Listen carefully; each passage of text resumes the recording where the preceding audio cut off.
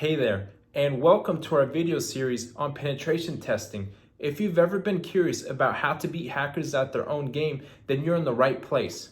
We're going to explore all the cool stuff, from poking around networks to outsmarting web apps, and yeah, even that hacker mindset.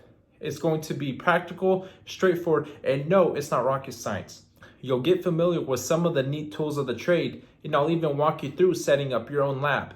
It's going to be hands-on, and you'll actually get to try things out as we go. So whether you're just starting out or looking to brush up on your skills, grab a coffee and let's dive into the world of ethical hacking. Now I know this is everyone's favorite thing to do, sit in front of a PowerPoint. So I'm going to try to keep this short, bear with me. We're just going to cover the basics of what pen testing is. So what is penetration testing? Well, let's start at the very beginning. So penetration testing, often known as pen testing, in the simplest terms, pen testing is a method used in cybersecurity to evaluate and improve the security of a system or network by simulating an attack from malicious outsiders, aka hackers, and sometimes insiders.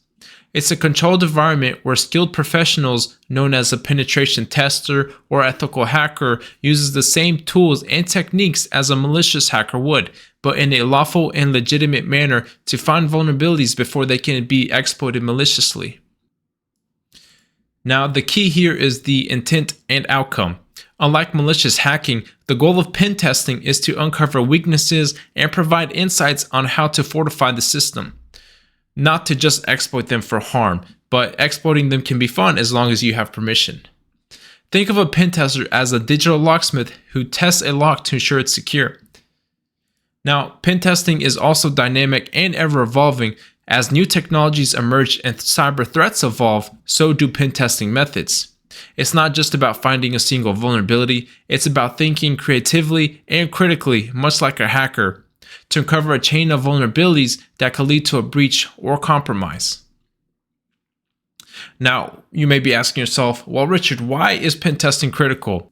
It's an essential element in the cybersecurity strategy or defense strategy of organizations. It helps to not only identify and fix vulnerabilities, but also to comply with security standards and regulations, and to instill confidence in customers and stakeholders about the organization's commitment to security. Now, real quick, let's talk about a real-world example. For instance, the infamous Equifax data breach of 2017. This exposed the personal information of millions and could have been prevented with effective pen testing.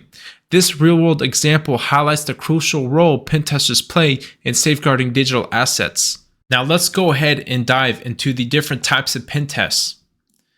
So in pen testing, we're like detectives of the digital world, looking for clues that lead us to weak spots in the network's armor. Each type of pen testing tackles a different piece of the puzzle, from wires and Wi-Fi to the people themselves. We'll take a look at the main kinds and see what makes them tick. The first one up is going to be network pen testing. So this focuses on identifying vulnerabilities in network infrastructure such as routers, switches, and firewalls. It involves testing the network for weaknesses that could be exploited by an attacker, like open ports, unpatched systems, or misconfigured equipment. Web application pen testing is another type. This involves testing web applications for security vulnerabilities. This includes searching for flaws like SQL injection, cross-site scripting, cross-site request forgery, and security misconfigurations that could allow unauthorized access or data leakage. Next one's physical security. Now this tests the effectiveness of physical security measures. This can include attempting to bypass door locks, security badges, biometric systems, and other security barriers or physical barriers to access secure areas or obtain sensitive information. Next one's wireless. So wireless focuses on identifying security weaknesses in wireless networks such as Wi-Fi. This includes testing for vulnerabilities like weak encryption, poorly secured access points, and the ability to intercept or disrupt wireless communications. Last one's going to be social engineering. This one focuses on testing the organization's human security layer.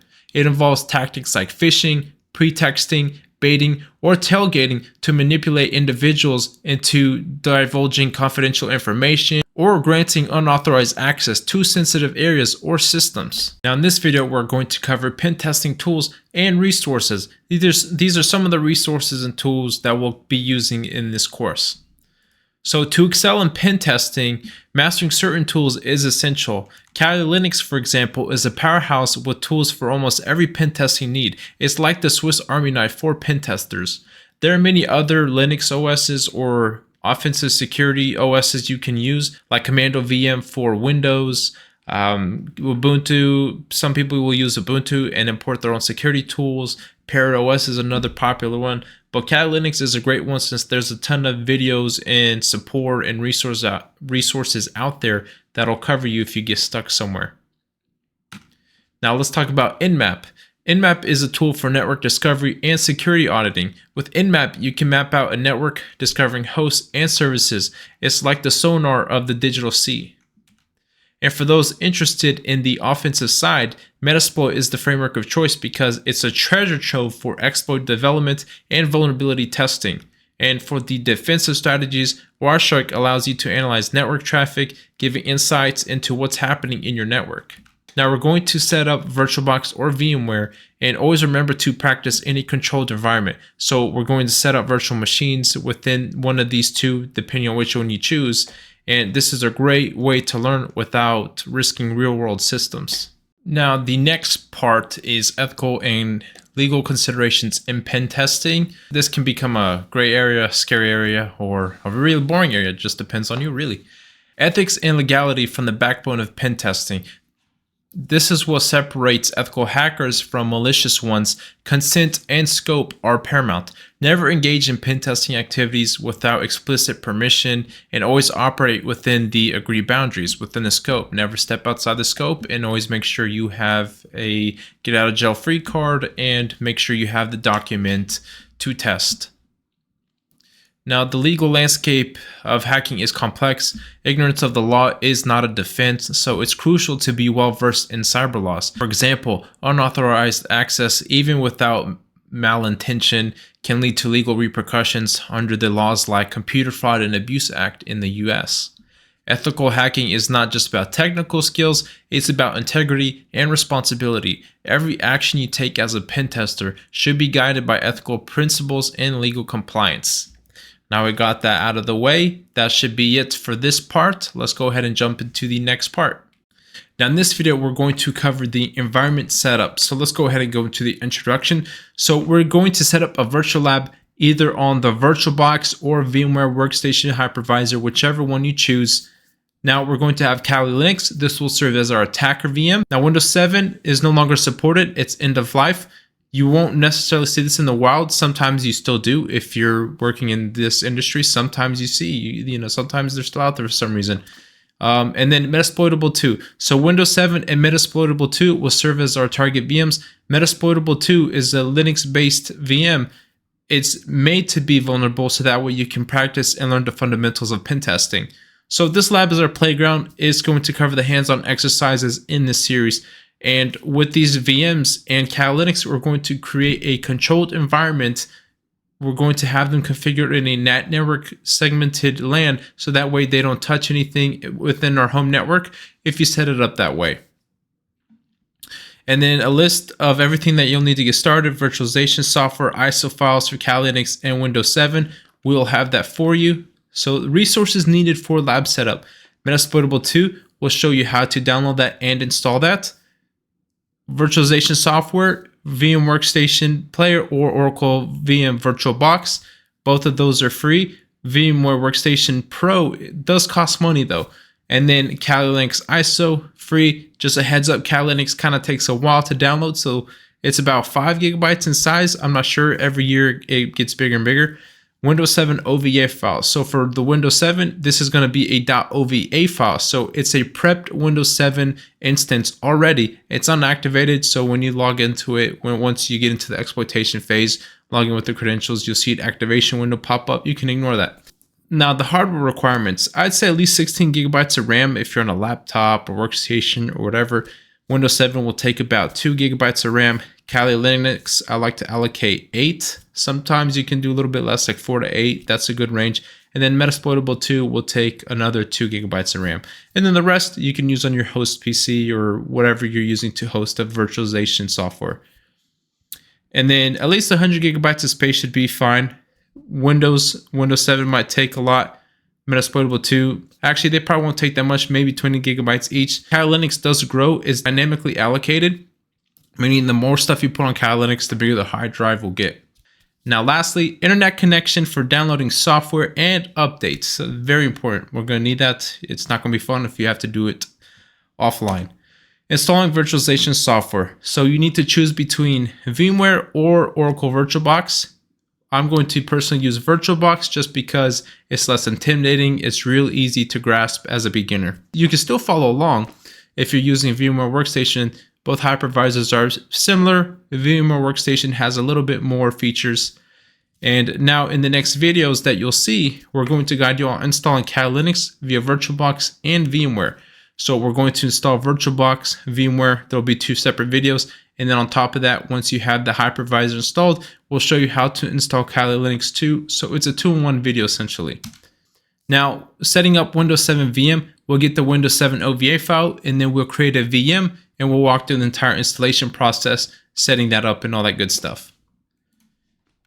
Next, installing Metasploitable 2. We're going to download Metasploitable 2 and then import it into VirtualBox. It's really great for when you're just starting out in the pen testing industry or cybersecurity. Just kind of learn the fundamentals and go from there.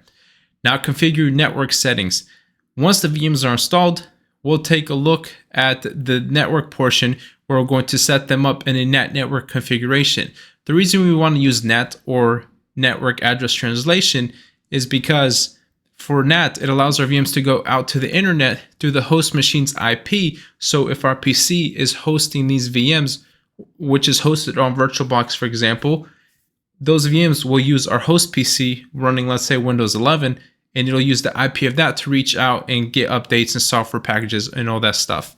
This mimics how devices usually connect to the internet, and it keeps our network lab isolated and secure. So this segment of the network is secure, doesn't touch anything else, especially if we have other things on our home network. To keep it short, the NAT network configuration will allow our VMs to access external networks for updates and tools without exposing our host systems to unnecessary risks. And then final checks, we'll go through the final checks and tips. For example, taking snapshots of our VMs, something we can revert back to in case we break our VM from the exploitation phase. So that'll be it. Follow along in the next videos to set up our lab. In this quick video, I'm going to show you how to install Kali Linux on VirtualBox. I'll show you the VirtualBox installation process too. So let's go ahead and get started. Go ahead and look up VirtualBox. Hit the downloads link right here. It's usually going to be the first link. You'll see VirtualBox 7.08 at the time of this recording. Go ahead and select all supported platforms. Now you see the Oracle extension pack is downloading. And then we'll go ahead and go to VirtualBox 708 platform packages. Go ahead and hit the Windows host. Wait for that to load.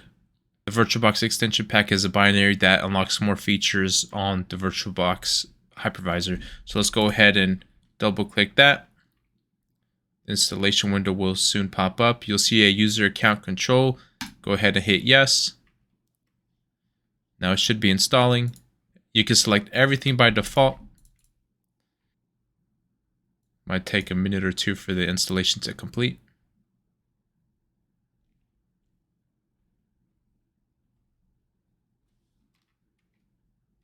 And then we go ahead and hit finish to start it. While that starts up, let's go ahead and look up Kali Linux. So Kali Linux download.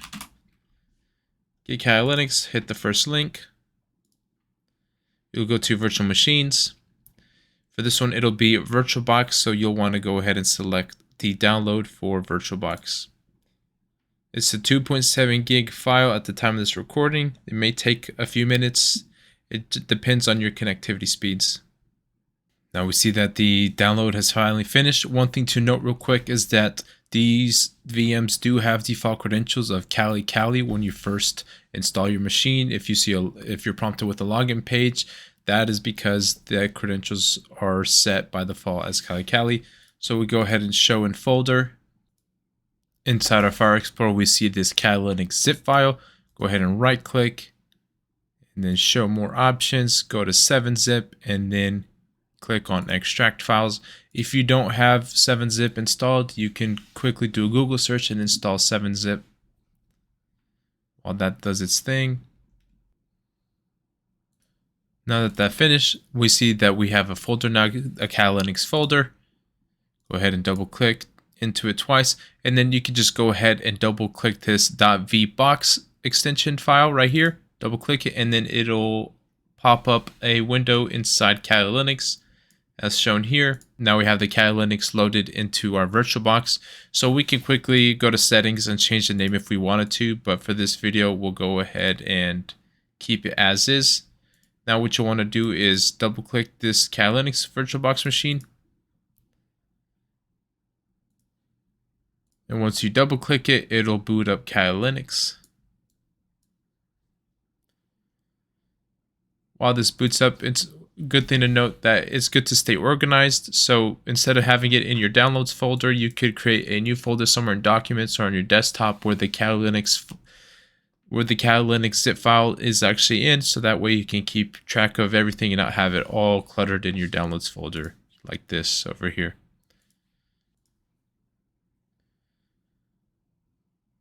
And from here we have a login page. Go ahead and enter Kali.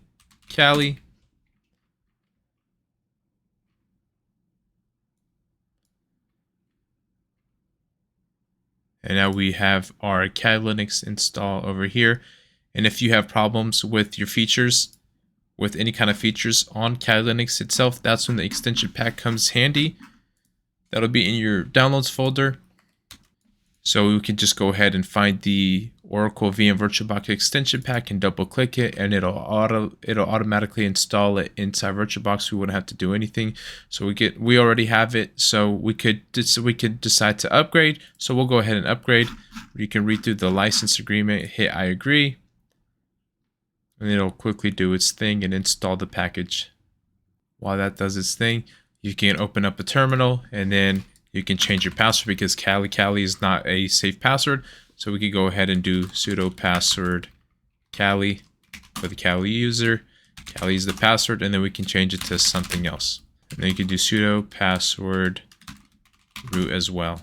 And that is the installation walkthrough for Kali Linux and VirtualBox. Thank you for watching, and we'll see you in the next video.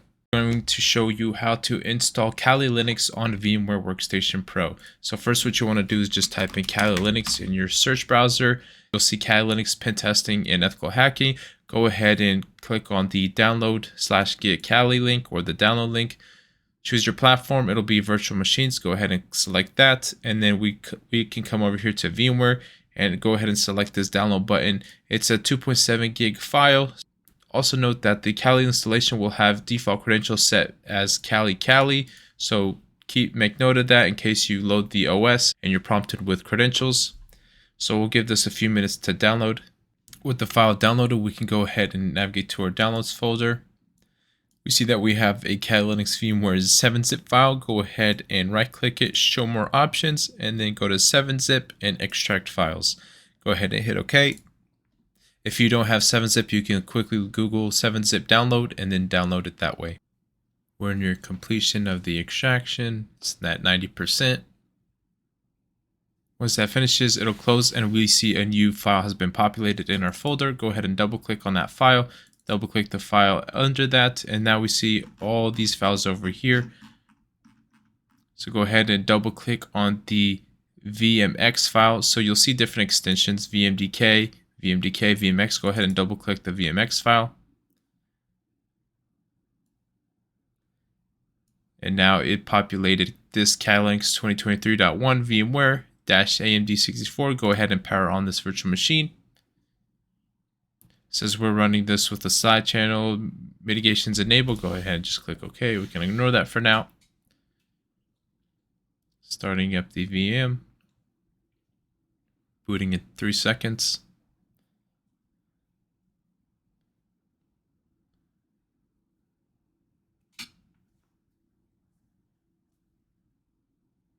Now we get a login page. So we're prompted for credentials now. It'll be Kali.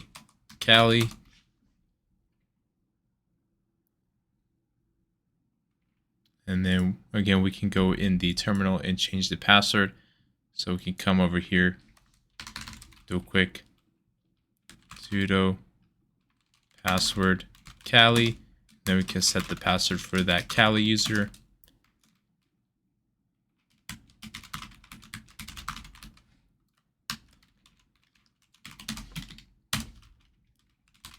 And then enter the new password.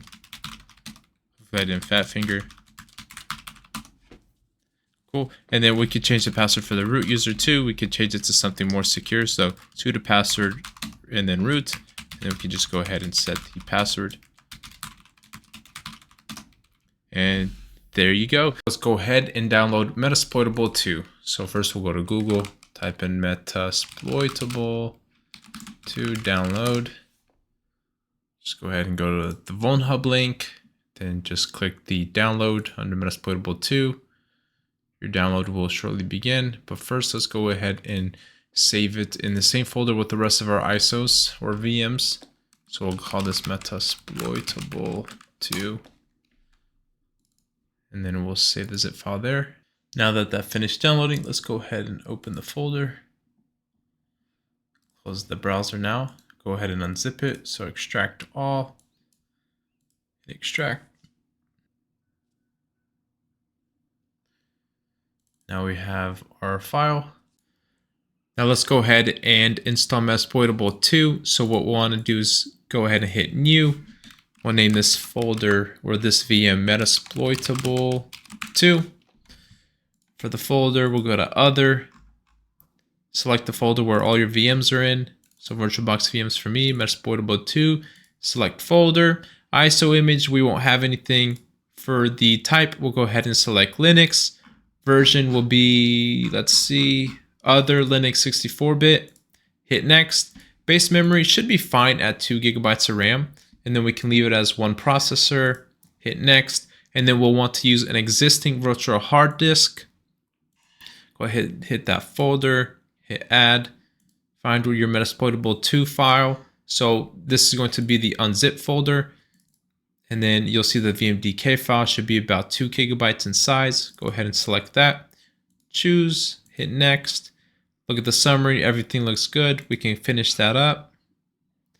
And then we can go ahead and launch this VM, make sure it boots up correctly. And give it a few minutes and it should boot up here shortly. We see it's going through all the checks, booting everything up.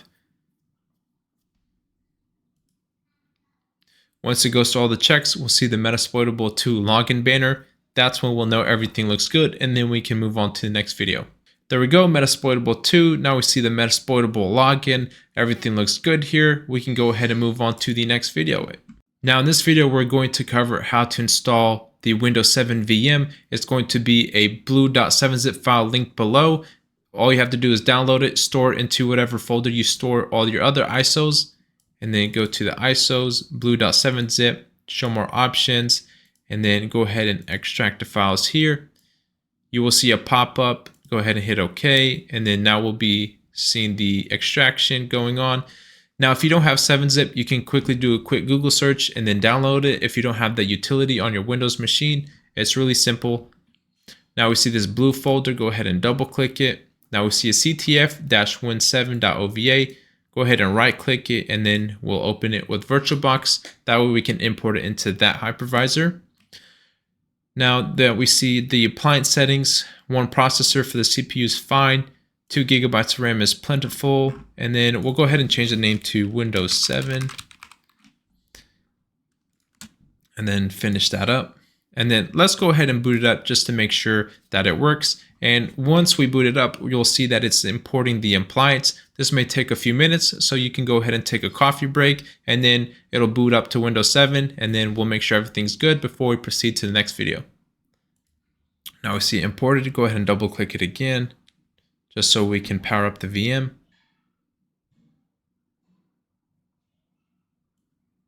And that should be fine. We see it booting up now. Go ahead and close this out.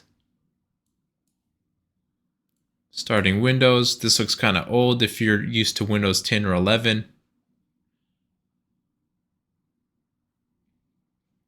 mouse integration. Now we see it loaded up as the John user. That's exactly what we want to see. Now you can go ahead and power this off, and then we'll see you in the next video.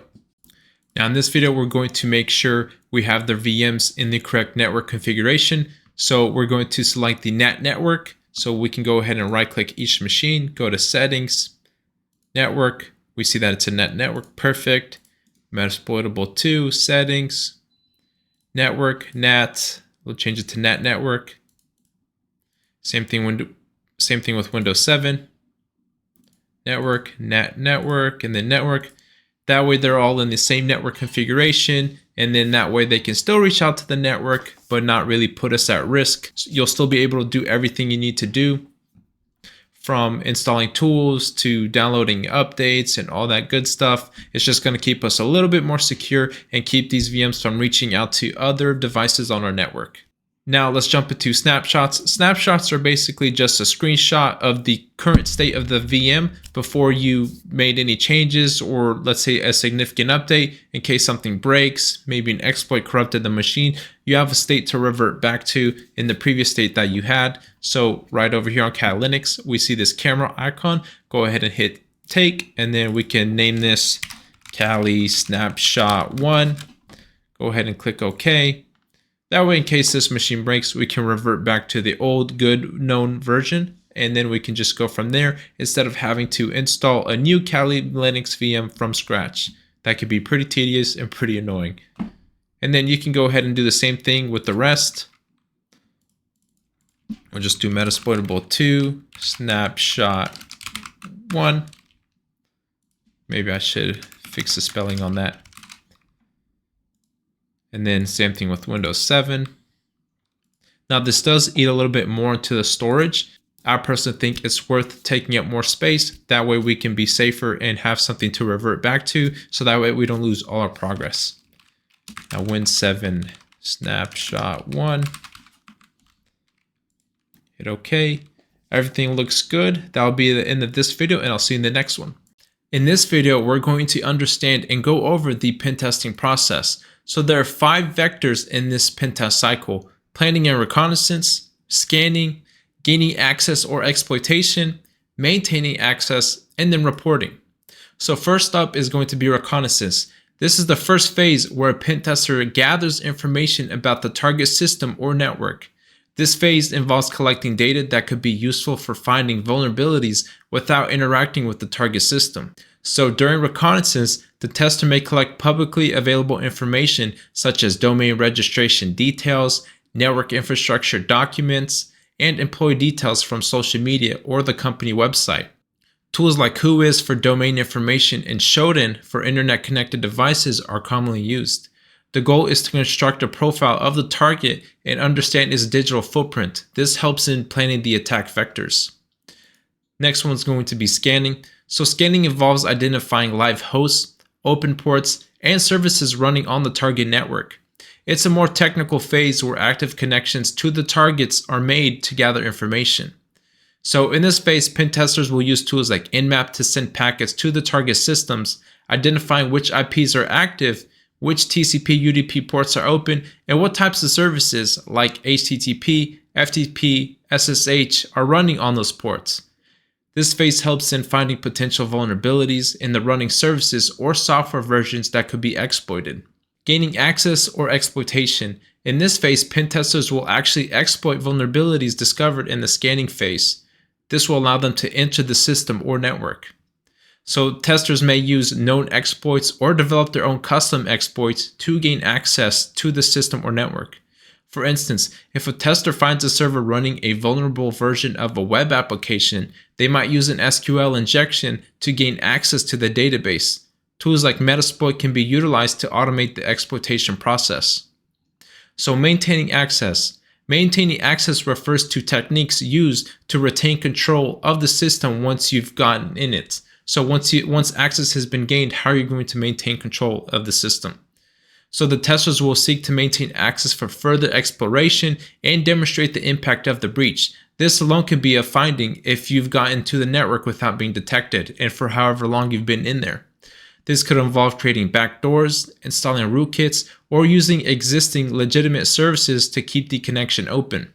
The goal is to simulate the actions of an attacker who would want to ensure persistent access to the compromised system for data exfiltration or further exploitation. For example, this could be like privilege escalation, where you're a standard user and you're trying to find a way to upgrade your permission levels to that of a root or administrator level user.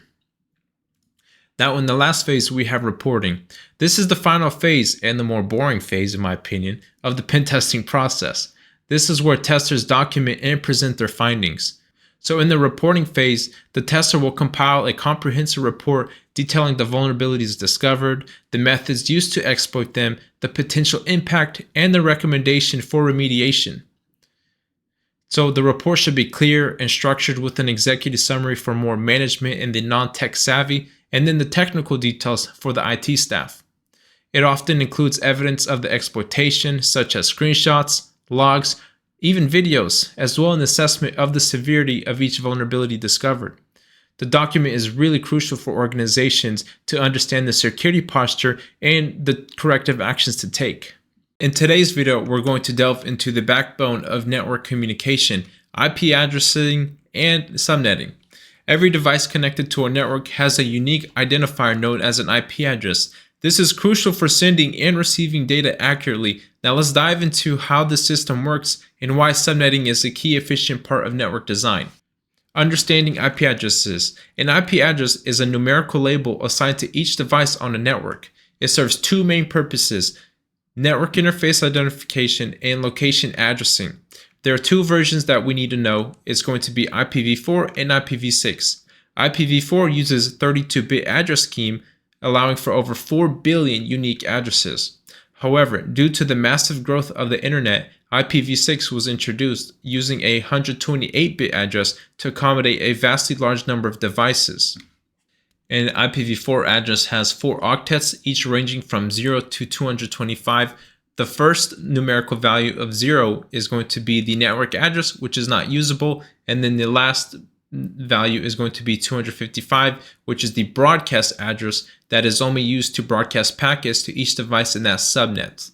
IPv6 is still trying to become the common thing, but IPv4 is still holding strong, and who knows, we may see IPv6 later down the road in the future. Introduction to subnet masks. A subnet mask is used to divide an IP address into two parts, one representing the network and the other representing the host within that network. So this is crucial for routing traffic effectively. For example, the address 192.168.1.1, if we have a subnet mask of 255.255.255.0 or /24, it indicates that the first 3 octets represents the network portion, and the last octet represents the host portion. We'll see this in the subnetting example. Now we'll go ahead and walk through a quick example on subnetting. Now in this video, we're going to do an example subnetting. So let's say we have this address 192.168.1.0. Let's go ahead and make this just a little bit bigger. Okay. Let's say we have this address with the subnet mask of /24 or 255.255.255.0. So the CIDR notation is the /24, and then here's the subnet mask. So we need to create subnets to support at least 5 separate networks within the organization, our hypothetical organization. So we'll start with the network address, which is 192.168.1.0 with the subnet mask of the /24. So that means we have 256 addresses that we can use, because the broadcast address is going to be 192.168.1.255. So this is going to be the 256, because 0.0 is the first address, .255 is the last address.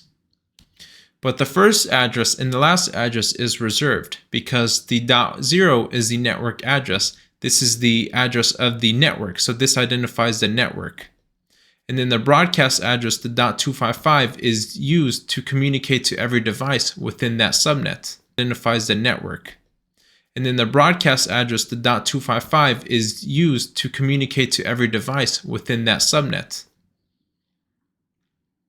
Now our task is to create at least 5 subnets. This means we need to determine a new subnet mask that will allow us to divide our existing network into 5 smaller networks. Each subnet will have its own range of IP addresses. So to create 5 subnets, we need to borrow bits from the host part of our IP address. And in a Class C network, the host part is going to be the first 3 octets. This is the host. So this is the first octet, this is the second, and this is the third octet. So the first 3 octets are the host bit, and then this is our actual address. And then .0 is going to be the actual bit that gets assigned. So this is the IPs that we can actually use. Now the question is, how do we know how many bits to borrow? We can use the formula 2 to the power of n. So we'll go ahead and do 2 to the power of n. Apologize for my bad handwriting. I'm using my mouse, crazy enough. So n equals the number of bits. So for 5 subnets, we're going to do 2 to the power of 3, which equals 8. Now the reason we're doing 8, 2 to the power of 3, is because 8 is the smallest power of 2 that's greater than 5. So we need a value that's greater than 5, that is the power of 2. So 2 to the power of 3 is 8, which is greater than the value of 5. So it'll allow us to divide the network into 8. But we'll only need 5. So that means, so this part right here means we'll have to borrow 3 bits for subnetting. Let's go ahead and refresh. So we'll go ahead and start with the default subnet mask for the class of our network, which is going to be a Class C network. So 192.168.1.0 is the default subnet mask.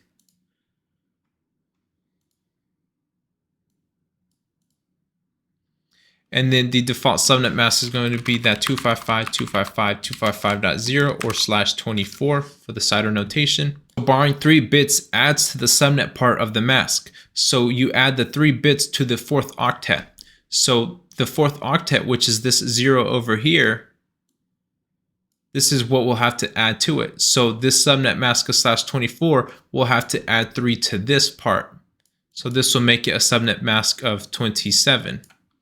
So the new subnet mask will actually be 255.255.255.224.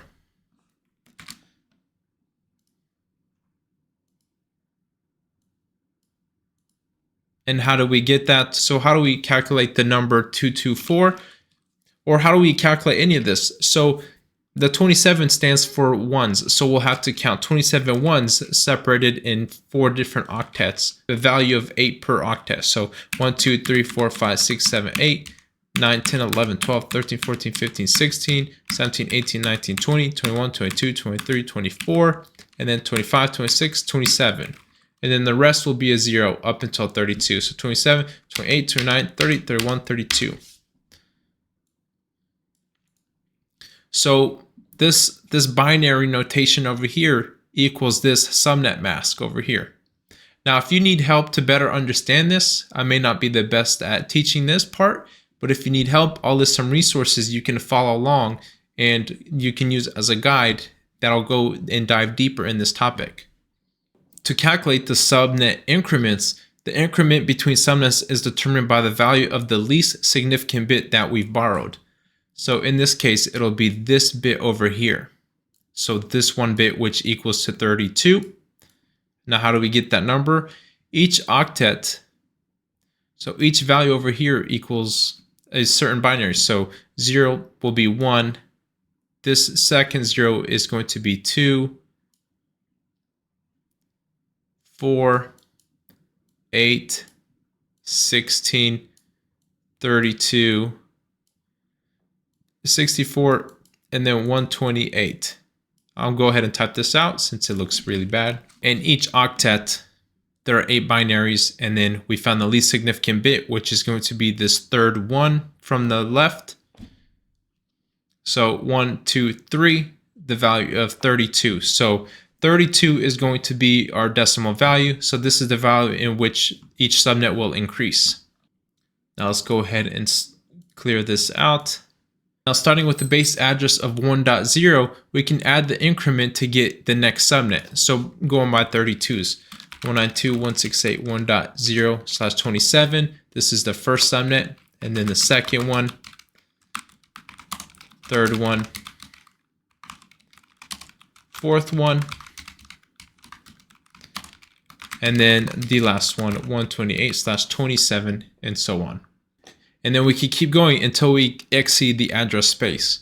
So within each subnet, the first address is the actual network address. So the .1.0 is the network address for this subnet. Let me go ahead and type this out. So this first address, the 1.0, is the network address. Last address in this subnet is going to be 192.168.1.31, and this will be the subnet address.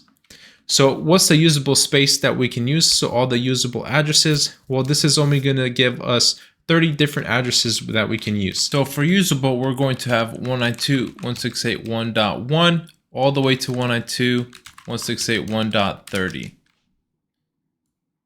So only these 30 addresses are going to be usable.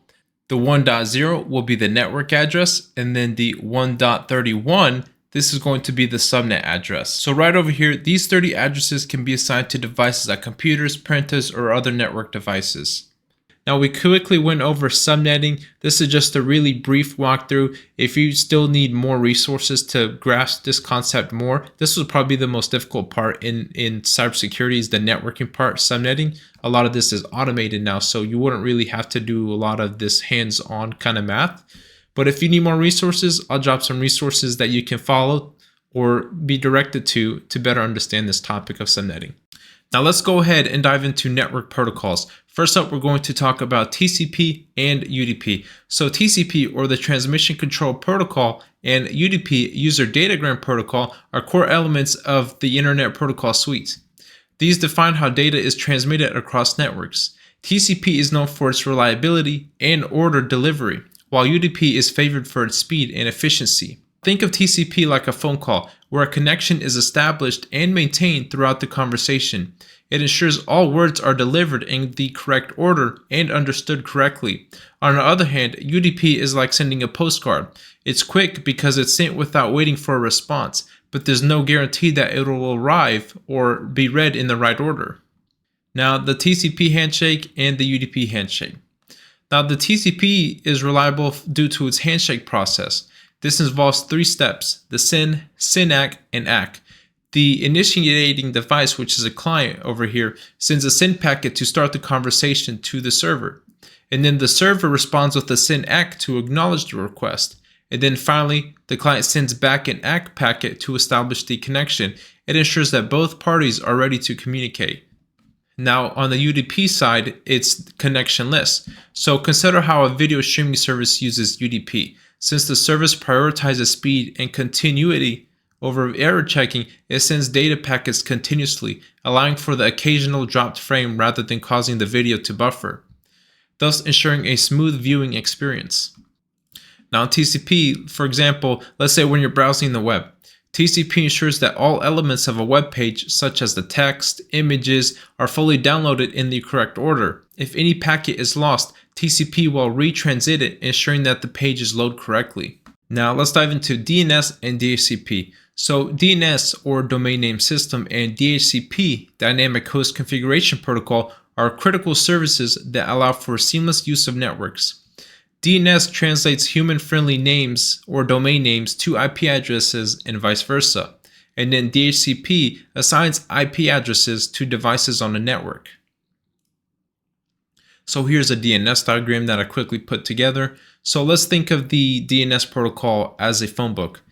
DNS acts much like a phone book for the internet. So when you type in a domain name like example.com, the DNS server translates that into an IP address like 8.8.8.8, and then that computer or user will use that to identify each other over the network, the domain name and the IP address. So in this example, the user makes a request of the domain name to the DNS server. The DNS server resolves that host name or the domain name to an IP address. And then that user will then make a HTTPS request to 8.8.8.8, which is a web server. And then the HTTPS response will be sent back to the user. Essentially, the user sends a request for example.com to the DNS server. The DNS server resolves it, and then the user is able to send a HTTPS request to 8.8.8.8, which is a web server, and then receives an HTTPS response. Now on to DHCP.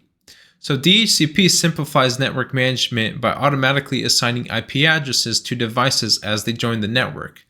This dynamic allocation means administrators don't need to manually assign static IP addresses to each device. This is an example of how DHCP works. A DHCP discover packet is sent to the DHCP server requesting for an IP address for the new user that just joined the network. The DHCP server will then respond with a DHCP offer offering an IP address. And then that user will then respond with a DHCP request to accept the IP address. And then the DHCP server will reply back with a DHCP ACK to acknowledge the IP address was assigned to the user. Now in this section, we're going to cover the common security vulnerabilities. First one is going to be the OWASP top 10. So what is OWASP? So it stands for the Open Web Application Security Project, and this is a nonprofit foundation that works to improve the security of software, and its mission is to make software security visible so that individuals and organizations can make informed decisions about true software security risks. One of the most well-known projects by OWASP is the OWASP Top 10, a regular updated report outlining the most critical security concerns for web applications. Now, the purpose for this is it aims to raise awareness about the most common and dangerous threats to web applications. It serves as a guide for developers, security professionals, and organizations to understand and mitigate these risks effectively. This diagram right here shows you how the vulnerabilities or the risks change over the years and how they stay updated. Now, the first one up is going to be broken access control. So what is it? Poorly implemented restrictions on what authenticated users are allowed to do. Now, an example would be where a user manipulates the URL to access and edit another user's profile without proper authorization. Now, the second one is going to be cryptographic failures. What is it? Inadequate protection of sensitive data, especially when it's stored or transmitted. So an example would be an attacker that intercepts unencrypted sensitive data transmitted over the internet. Now you'll see something like this in the WireShark section. Third one is going to be injection. So this is malicious data from an attacker that tricks the application into executing unintended commands. Now an example would be where a user inputs malicious SQL code into a website search box, tricking the database into revealing all the user emails. Next one is going to be insecure design. These are flaws in software design that lead to vulnerabilities. An example would be an application without rate limiting, allowing an attacker to submit unlimited login attempts, leading to a successful brute force attack. Next is security misconfiguration. This is incorrectly configured permissions and settings in applications and related infrastructure. Example would be where an attacker finds and exploits default login credentials left unchanged on a server. Next is going to be vulnerable and outdated components. Using components such as libraries or frameworks with known vulnerabilities is the main key here. Now, an example attack would be an application is compromised through a known vulnerability in an outdated web server it's running on. So, for example, it would be the EternalBlue vulnerability that gets exploited in the exploitation phase. Now, identification and authentication failures. This is weaknesses in user identity verification processes. An example attack would be where attackers use a list of previously breached usernames and passwords to gain unauthorized access to user accounts. This is also known as credential stuffing. Next is going to be software and data integrity failures. Now, what it is inadequate protection of software and data against unauthorized modifications. An example would be where a hacker modifies a software package before it's installed, inserting malicious code. Now, the ninth one is going to be security logging and monitoring failures. This is when insufficient tracking and monitoring of potential security events leads to delayed or missed detection of breaches. An example would be due to inadequate logging, and ongoing data breach remains undetected for months. Lastly, server-side request forgery. Now, this is an exploitation of the server to send unauthorized requests to internal systems. An example would be where an attacker tricks a server into making a request to an internal service exposing sensitive information. Now, understanding and addressing these risks is crucial to securing web applications. The OWASP Top 10 serves as a starting point for developers and security professionals to prioritize and mitigate the most critical threats effectively. Common network vulnerabilities. Network vulnerabilities, if left unaddressed, can be entry points to cyber attacks. These can lead to data breaches, system outages, and even compliance issues. Operating systems and services that are no longer supported and outdated can be riddled with vulnerabilities. For example, take a look at our Windows 7 VM. This Windows 7 VM is outdated and no longer supported, and it actually has SMB1 running. Now, if we take EternalBlue, which is an NSA created exploit that targets outdated and no longer supported Windows products, we can exploit and get a remote code execution shell on our target VM. So if we just go ahead and run exploit, let it do its thing.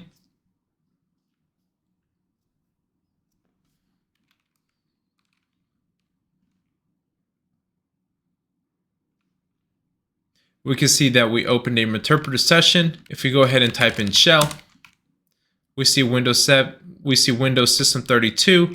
Who am I? We are system, so we have complete control of our Windows 7 VM. Now, weak passwords are another danger. If someone is able to get a hold of your hash or password, they could potentially log into your system and compromise your network. For example, we just exploited our Windows 7 VM and got a shell against the Windows 7 VM. So let's go ahead and dump the hash. Let's go ahead and exit out of there and do hash dump. Now we see we have the administrator, guest, and John hash. Let's see if we can crack the John hash to log into our Windows 7 VM. So we'll just copy this part right here. We'll open up a browser, go to crackstation.net. That way we don't have to run anything locally. We can just crack it online. Paste the hash, no, I'm not a robot, and then crack the hashes. Now we see we got this result. Now let's go ahead and try signing in. ALQFNA22. It's asking us to activate, but we can go ahead and cancel that. And we see that we are in the system. If we open up command prompt, do a quick who am I, we see that we are the user John. Now let's go ahead and boot up Kali Linux. Powering VM up. And then you'll see this little window that comes up. So if you accidentally click into it, you see that you can't really move your mouse. You can't find your mouse. All you have to do is hit the right control key if you're on Windows, and then it should be able to disable your mouse or remove your mouse from this window. That way you can perform your other functions. Let's say you want to come back in here and play around with something else. So now it's booting Kali Linux up, loading Linux, and then loading initial RAM disk. This can take a couple minutes. I guess it just kind of really depends. Here we go. Mouse integration, close that off. Now you can come in here. Since we already set up root credentials from the VM install, we'll go ahead and just do root and then our password. This is going to be the login prompt. Now it'll load up. It's going to load everything up. So here we go. Now we'll go ahead and make this full screen. I'll go ahead and remove my face just so it's not blocking the screen anymore. Now this is how Kali Linux is going to look when you boot it up. You'll see this top toolbar up here. Go from the left hand side. This is like your Windows key on Windows. You'll load all your applications. See all the applications here, favorites, your terminal emulator, file manager, text editor, web browser, and etc. Then recently used WireShark Burp Suite, all applications. This will be all the applications on Kali Linux. Then up in your settings. So now let's say you want to set something up. Your appearance, maybe you want to change your appearance. Icons, fonts, settings, you could do all that right here. Panel, desktop. Maybe you want to change your wallpaper. So let's say we want to change it to this. So Kali Linux has pretty cool wallpapers. And then of course you can install your own. Let's say you don't want one of these. Maybe you want to go to pictures and download something from the internet as your wallpaper. You could definitely do that. And then these are the different applications. So information gathering tools. It makes it kind of nice because it groups the tools up together from depending on what the purpose is. Like information gathering, DNS analysis, you can use these different tools. IDS, IPS identification. Let's say you want to play with SMB, Enum for Linux, NBT scan, SMBMap, and then all these other scans over here. Amass is like Nmap, Maltego, NetDiscover, Nmap, Recon NG, Nmap. Say you want to do password attacks. These are the different password tools on here.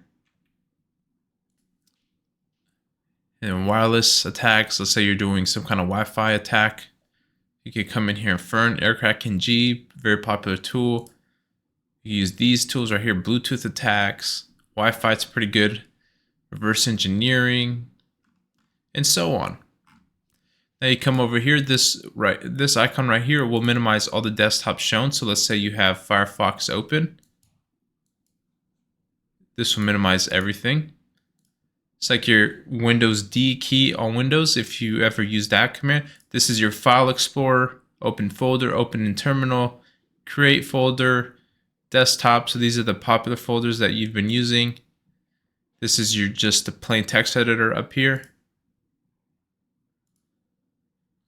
And you come in here, type whatever you want. Of course, we're not going to save any of that. Firefox terminal right over here. So you could open up a root terminal, PowerShell. So now you got something that looks like PowerShell. Now these 1, 2, 3, and 4 over here, these are your different workspaces. Let's say you're attacking 4 different systems. Let's say you're studying for the OSCP. You could use this for one machine doing your attacks or enumeration, and then this workspace for another, third, fourth, etc. On this toolbar, you can go to properties and play around with it. Maybe you want to add a separator up here, handle up here, dots, or just keep it transparent. It's all up to you. Maybe you want to expand it. By hitting expand, by checking the expand checkbox, it'll move all these to the right-hand side. But if you don't check it, it'll congest it all over here up to the left-hand side. Of course, you come in here, remove stuff, remove things, panel. Let's say you want to add a new item, like a launcher, separator, action button, battery monitor. You can quickly add that. This shows your task manager.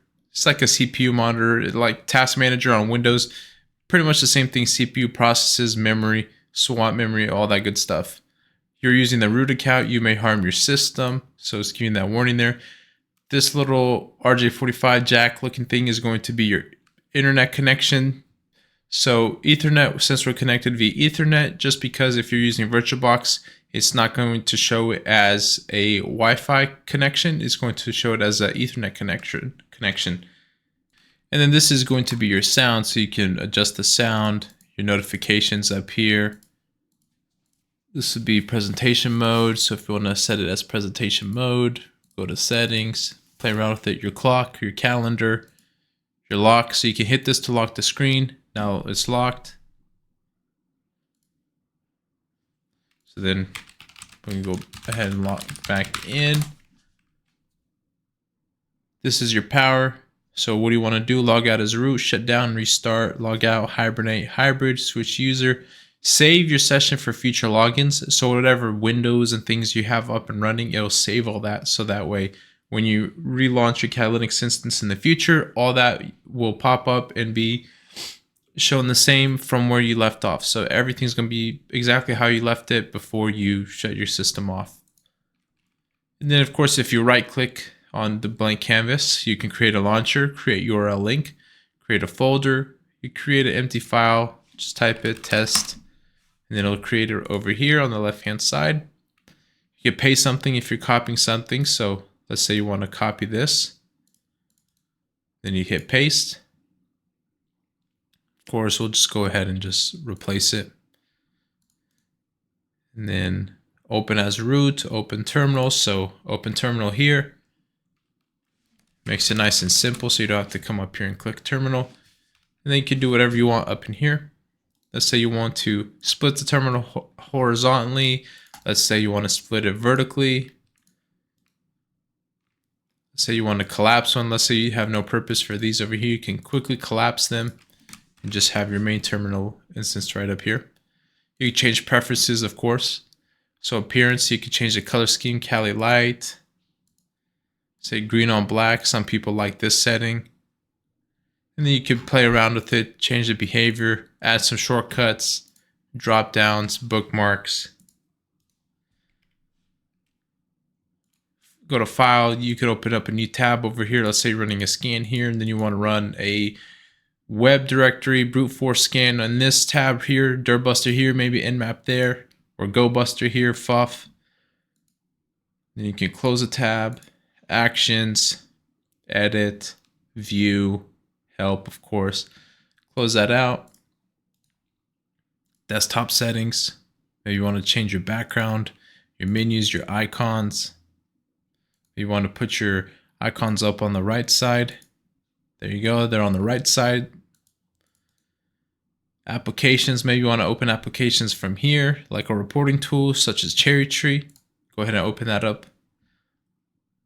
Makes it real simple by having the right click option and all these different settings that you can open up, especially your different applications. Now, a really cool feature over here that not a whole lot of people know about is undercover mode. So Kali Linux undercover mode.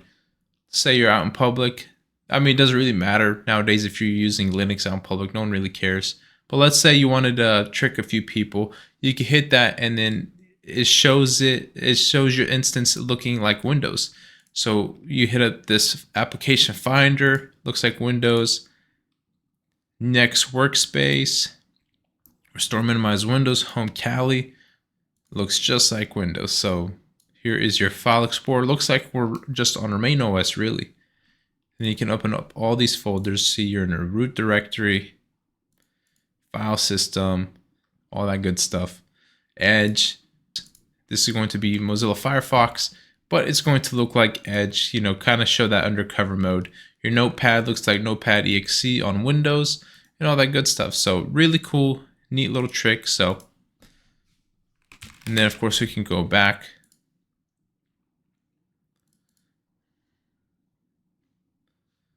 And it'll switch everything back. Now from here on out, everything we do is going to pretty much live within the terminal. So a lot of these settings we won't play with a whole lot. So it's just going to be straight into the terminal or using different applications.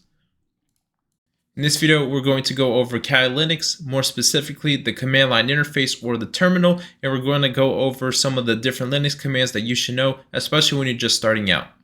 So let's go ahead and open up the terminal. Go ahead and zoom this in a little bit for you guys. Now, if you signed in with the Kali user or created your own user account, that's perfectly okay. I signed in with root just to keep us from having to do sudo consistently. Now, the first command is going to be apt or apt. This is called the advanced package tool in Kali Linux. So it's a command line tool used for handling packages in Debian-based Linux distributions such as Kali Linux. This provides functions for installing, updating, upgrading, and removing packages and managing repositories from where softwares are obtained.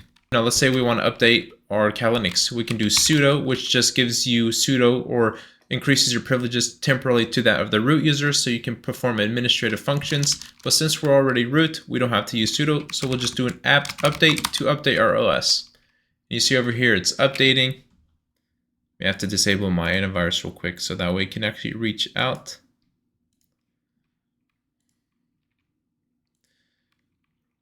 And there you go, that might take, let's say 30 minutes. So this is a fresh instance of Kali Linux. It hasn't been updated yet, so this may take a minute or two and I will resume the video once this finishes up. Now that finished up, so that's how we can update Kali Linux. Now we can also upgrade installed packages by just simply running apt upgrade, and then this will upgrade all our packages installed. So if you wanted to install a new package or a new tool on your Kali Linux, you'll do it apt install and then whatever the tool name is, and then that'll go and pull the tool from the external web or externally from your network to the web, and it'll download it locally to your Kali Linux machine. Let's go ahead and dive into navigating the file system. So for example, we'll use the pwd command, which will print our current working directory. So this will just display the current directory that we're in, which will be root. And then cd will allow us to change directories. So we can do cd, let's say etc.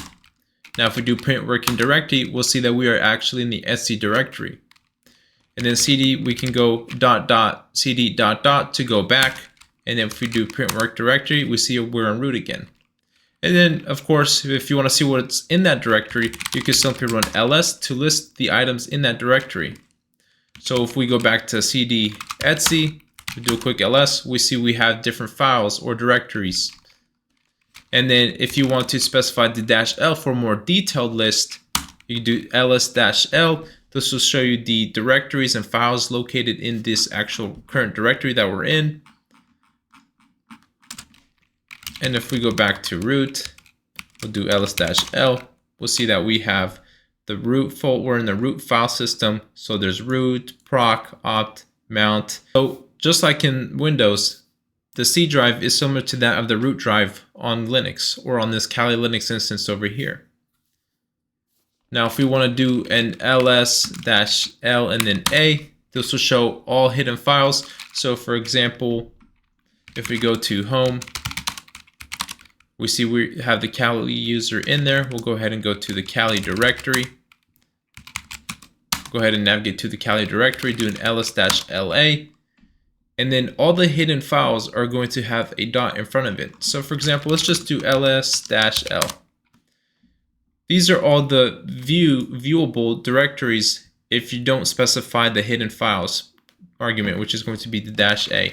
So ls-la, this is going to show everything. Now, file and directory manipulation, you can do something such as make directory. So mkdir, we can make a directory called test.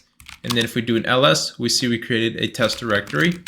Now you'll know if it's a directory if you see it highlighted as blue, unless you change the color background or change the scheme or mess with the terminal and change the colors, then you could just look at D. This would be directory. And if it's a file, it'll just have a blank dash in front of it instead of the D. The R means read, the W means write, and then the X means executable. So you have three different sets. So these are basically three different permission groups.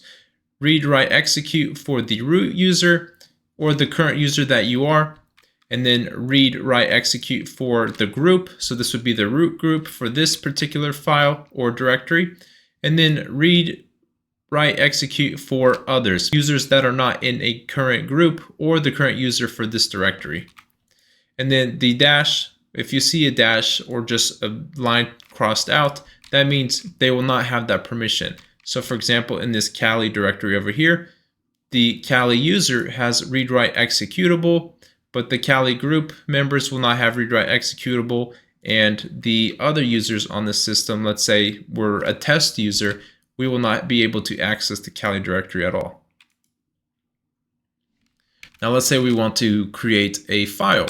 We'll do the touch command, and then let's do file.text. So touch file.txt, do a quick ls-la, we see file.txt. Now, if you want to edit the contents of a file, you can use a tool such as Nano if you're a beginner, and then just write test, how are you today? How are you today? And then Control X, Y to save, and then enter.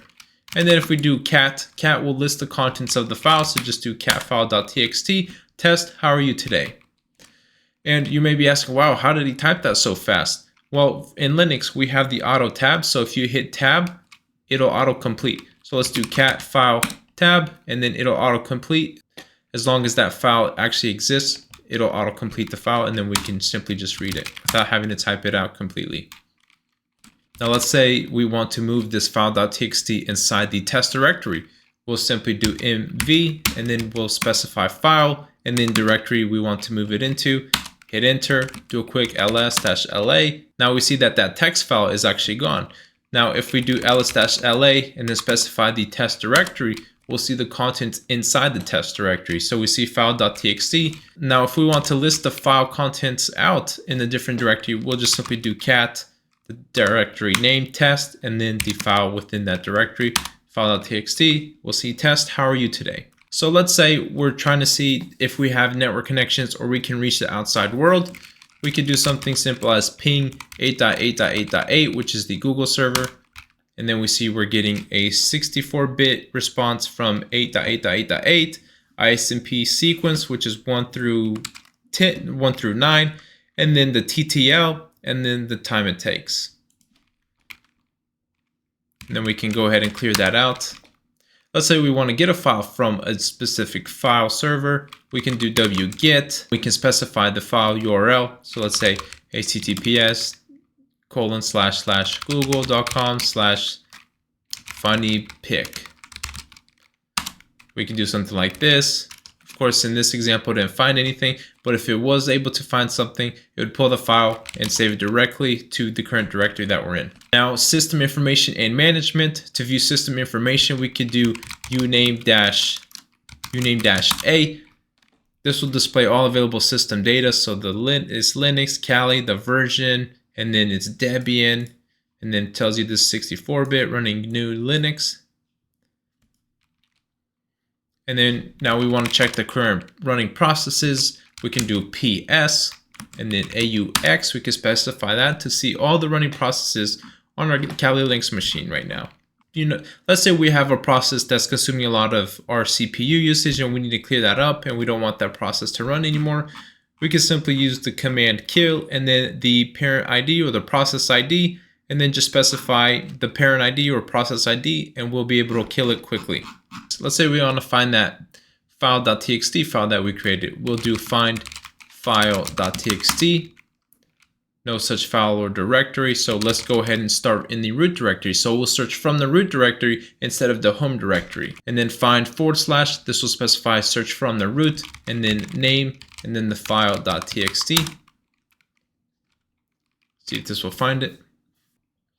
Now we see we found the home test file.txt. So this shows the entire file path to get us to the file.txt directory from the root directory. Now let's say we want to change the permissions of the file. So we'll go ahead and go to that test directory. We'll see the permissions of that file: read, write, and then read and read. And we could tell it's a file because we see this dash instead of the D. Now we know it's a directory because it has a D in the front, but if it's a file, it'll just have this dash. Now let's say we want to change the permissions of this file.txt to be that of only the Kali user, so the Kali user owns that file. We'll run this command change own to change ownership, and then we'll specify the user Kali and then file.txt. And then we see if we run ls-la, we'll see that the Kali user now owns this file, and the root user group or the root group is able to read the file too. So let's say we want to change that. So change own Kali and then Kali, and then file.txt. If we do ls-la, we see file.txt, only Kali, the user can read it, and then members of the Kali group can read it. Now we'll go ahead and try to change the permissions of file.txt and try to make it simple for you to digest. So go ahead and run clear, just do an ls-la.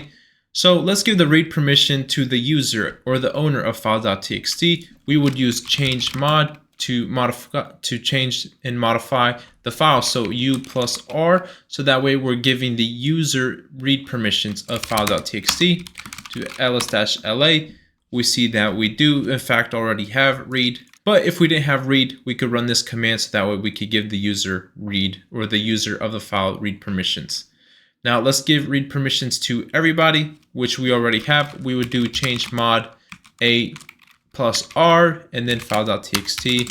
Of course, we already have read permissions. Didn't really make any difference, but in case all didn't have any permissions. Now let's go ahead and give write permissions to the user.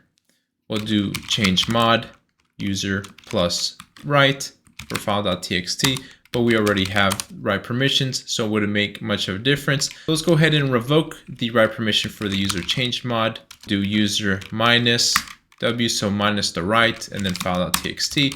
To ls-la, we see that we no longer have write permissions. But if we want to change that back, just do change mod u+w and then file.txt. Then we have write again. And then now it's be the same thing for groups. So let's say we want to give the group user write permissions. Change mod group would be G plus write, and then file.txt ls-la. Now we have write. Let's say we want to give write permissions to everybody. We'll do a simple change mod all plus w, and then file.txt. And then everybody, every user, group, and file owner has the read-write permissions. Now let's say we want to revoke the write permissions from the group and all. So we'll just do change mod. We'll do a group and then others minus w and then file.txt. Do quick ls, and then we'll see we just revoked w and w from all and the group users, or the users in the group. Now let's say we want to make the file executable. That'll be change mod. Let's say user plus x for executable, file.txt. Now we see the file is now an executable and the user is able to execute it. And we see that the file changed colors as well. Now it's a bold turquoise kind of color. Let's go ahead and remove that. Now it's back to normal. Now if we want to set this file.txt to where the user has read write, group has read only, and others have no permissions, we would do change mod user equals read write, comma group has write, and then others have no permission. So we would just leave this blank like that. So it's specifying nothing. Go ahead and do an ls, and then that's exactly what we have. Read write for user, read for the group, and then nothing for everyone else. Now that's it for the changing file permissions. Hopefully that was easy to understand and easy to digest. I'll link more resources in the description to go more in depth on changing and modifying file permissions, group permissions, directory permissions, all that good stuff. Now let's go ahead and dive into Reconnaissance. Think of Reconnaissance as the groundwork of pen testing. It's about collecting tons of information, and we're not just hacking yet, but we're gathering intelligence by using tools like Whois, Nslookup, Whatweb, Google Dorking, etc., etc. And dive into NetDiscover. So NetDiscover will be our first reconnaissance tool. We're going to start with this first, so that way we can identify our Windows 7 and our Metasploitable 2 machine. We don't have access to those machines, so we're not going to know the IP of the Windows 7 or the Metasploitable 2 machines, but we are all three machines are going to be in the NAT network configuration. So that way we can run NetDiscover to discover their IPs. That way we can do passive reconnaissance and then soon active reconnaissance against these two machines. Basically, you'd use NetDiscover during the mapping phase, trying to map all your different assets out. So let's go ahead and start with NetDiscover. I've used it before. We'll specify -R for range. But first, we'll need to know, what's our IP. So you'll run ifconfig on your Kali machine. Look at F0. You'll see 10.02.15. Now we need to find the subnet mask. So 255.255.255.0. We know that's a /24, so we can use that to specify in CIDR notation the /24 for the network range we need to scan. So NetDiscover, and the range 10.02.15/24. Now let's go ahead and see if we can capture these ARP requests. So it looks like we have these IPs. So 2.1, 2.2, 2.3, we're not interested in those. Now you may be asking yourself, now what is 2.17 and 2.18? So which is which? Because we both see PCS system, GmbH for both Mac vendor hostname for these two systems. So an easy trick that I like to use is, we know this is Windows 7, which is based off Windows, Microsoft Windows, and we know Metasploitable 2 is based off of Linux. So we'll just look at the TTL value. So we'll do we'll go ahead and do a ping 10.02.17. Looking at the TTL value 128, we know if it's a 128 TTL value, that is a Windows machine. And if it's a 64 value, if the value is 64, we know that's going to be Linux based. So we'll do ping 10.02.18, and we see the TTL value is 64. So now we know which system is which. Let's go ahead and take a look at our first tool, Whois. Whois serves as a directory lookup service and is useful for both cybersecurity professionals and network administrators, IT professionals of all kinds. So it can provide valuable information about domain ownership and the network allocation. So Whois databases stores information about internet resources such as domain names and IP addresses. It can include contact information for the entities that manage these resources, as well as technical information like domain registration dates and name server records. Now, executing Whois is pretty simple. On the command line, all we need to do is type Whois, the domain name, and then it'll get the report of the domain. So let's go ahead and try on Google. So Whois google.com. Now we'll see information about the domain's registration's date, which may indicate the domain age and credibility. So we'll see domain ID, domain name, google.com, registrar Whois server, updated when it was updated, when it was created, 1997. All these valuable informations. Name server, NS1, NS2, NS3, NS4.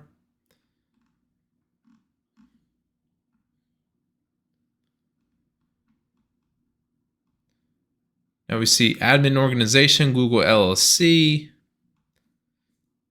admin country, US, admin email, etc., etc. So this does help.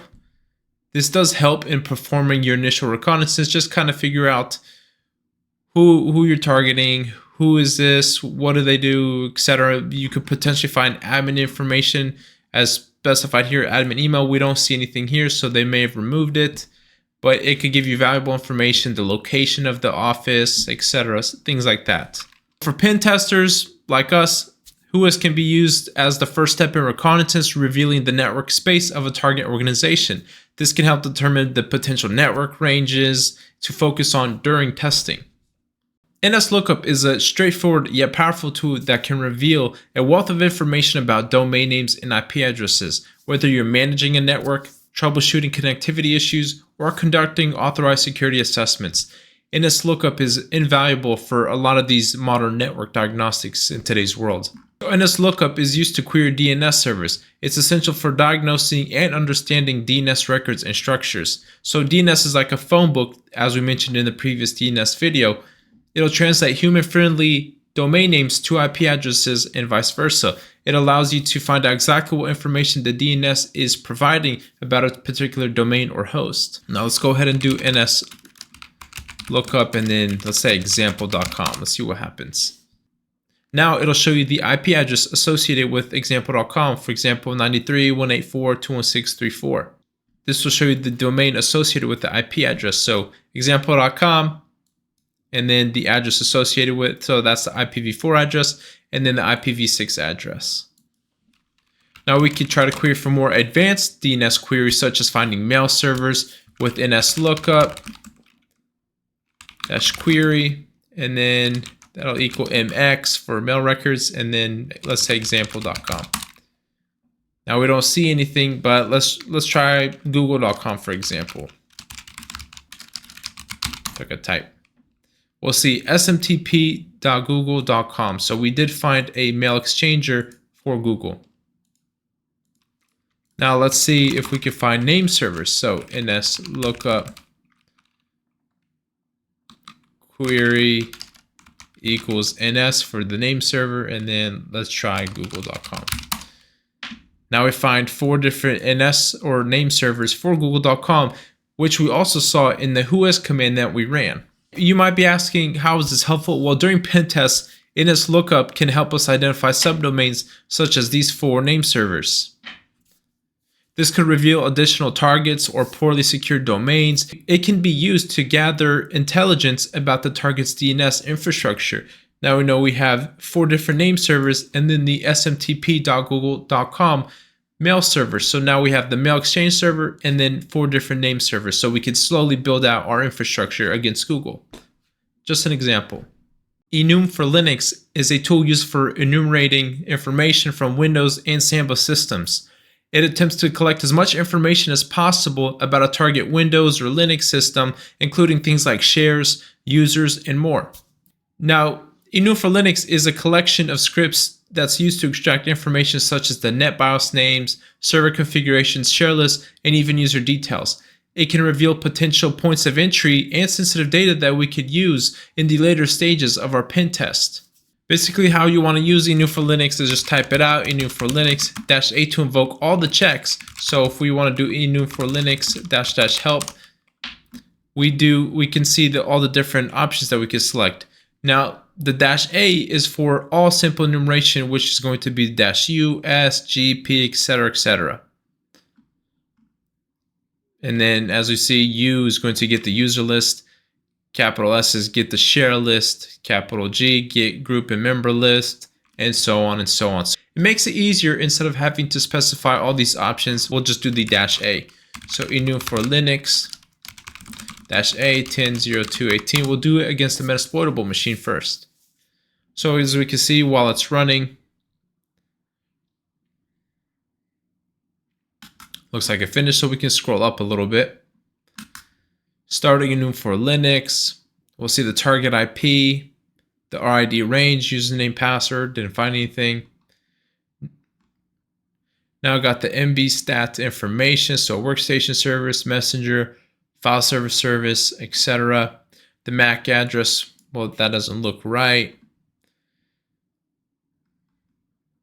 The session checks, the domains, the domain name is workgroup, null SID.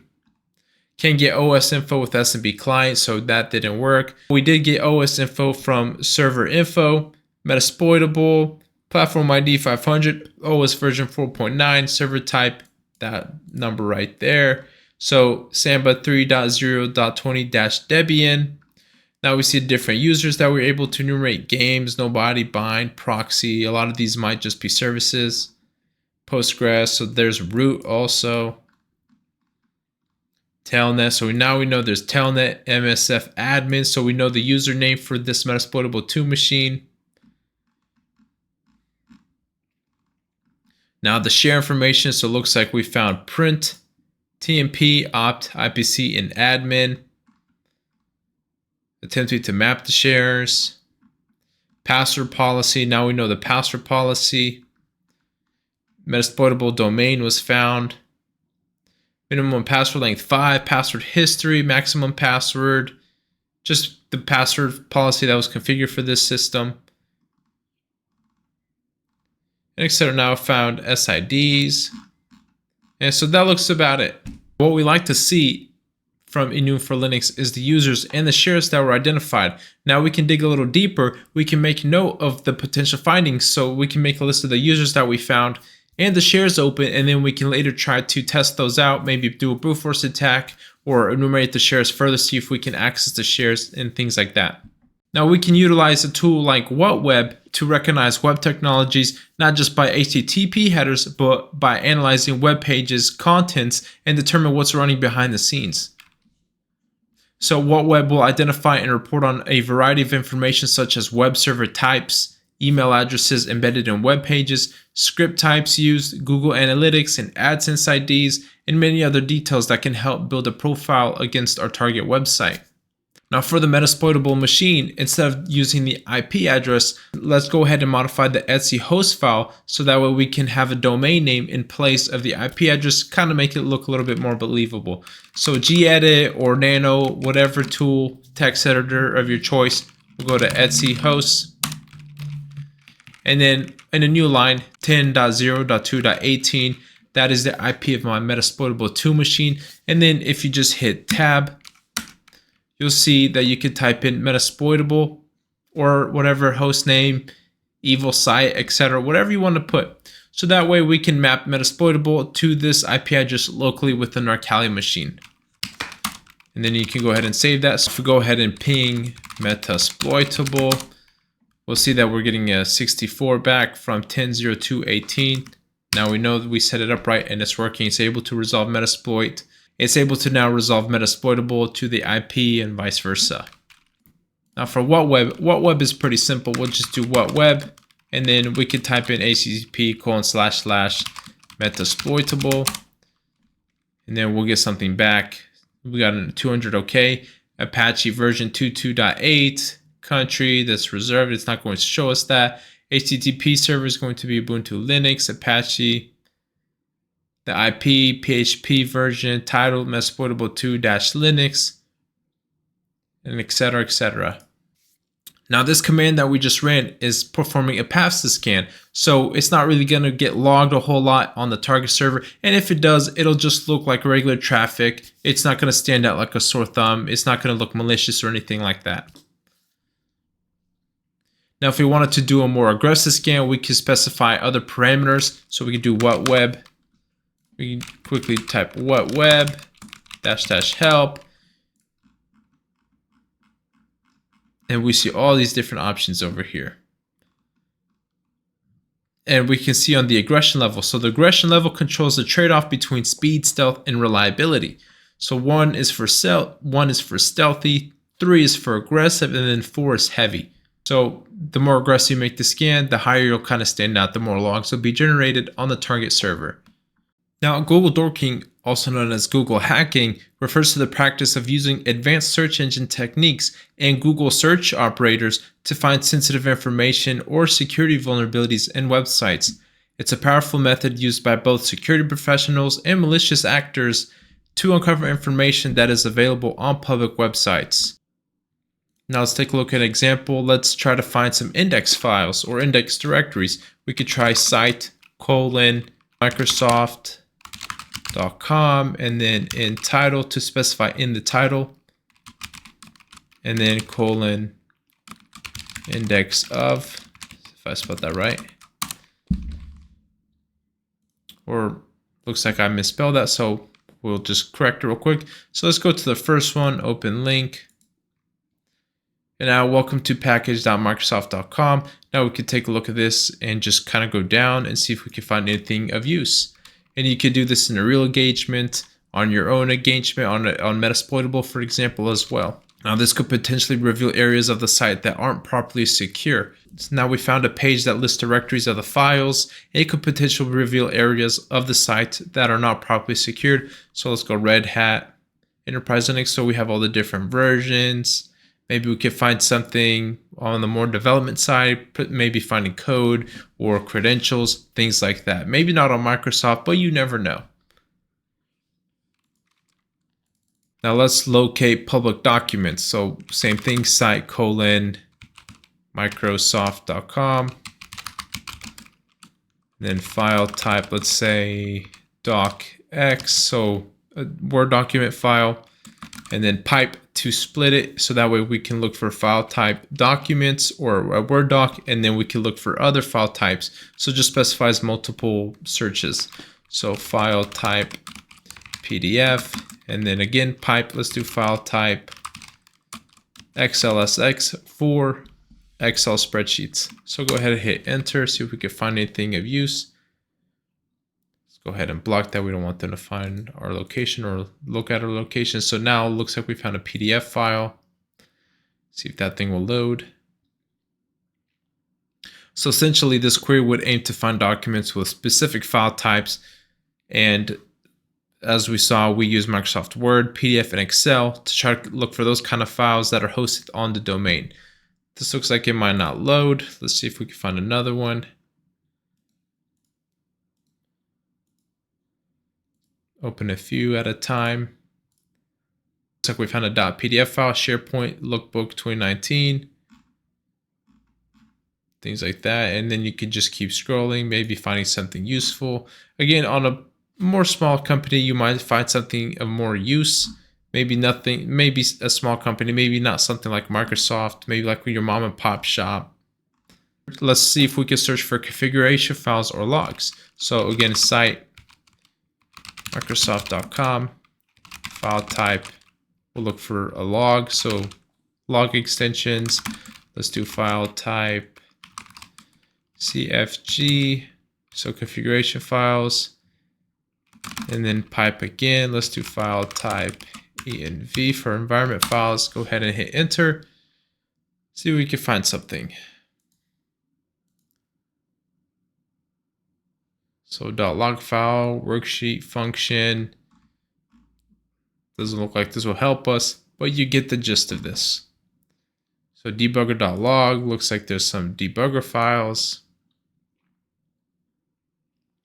Maybe a particular customer was having an issue with this and needed help. You could potentially find log files, configuration, or environment files that should not be publicly accessible. These look like they're okay to be publicly accessible, but I'm sure if you dig deeper, you may find something. You get the gist of it. If you find a local mom pop shop business that you're having a security assessment on, you could potentially find something. Or lazy developers, for example, sometimes people get a little bit lazy, especially if they're overworked. Now let's filter for specific topics within a domain. So let's say site again, Microsoft.com, and then in text. I'll specify in the text file confidential, and then file type, we'll look for a PDF. So this document is confidential. Let's see what this is about.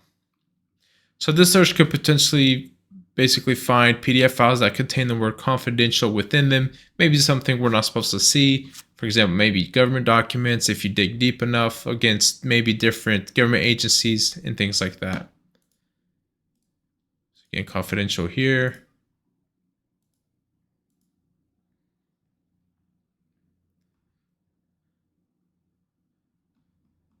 So this isn't going to provide us of any use, but you get the idea. We found a file that said confidential. Maybe it's just confidential within the organization itself. Any use of this material without written permission of supply chain wizard is strictly prohibited. So don't want to look into that any further, but you could definitely find something useful. This will probably help. Now, auto downloaded something, probably shouldn't open that, but you never know. It's okay. We're in a sandbox environment, so it'll be okay. If something happens, we can quickly erase this instance and then pop up a new one. And you get the idea.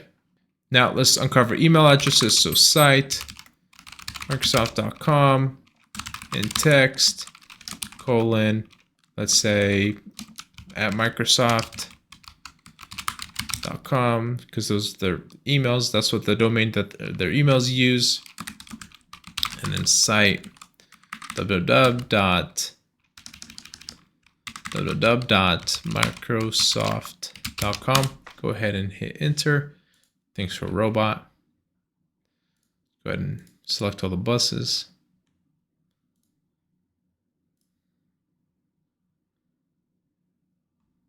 So Microsoft 365 login, Microsoft privacy, Microsoft careers, nothing of use. See if we can do, let's maybe do Yahoo.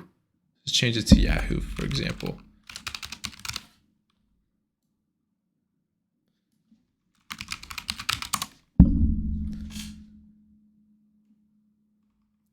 And you get the idea. You just keep on going. It depends on the domain.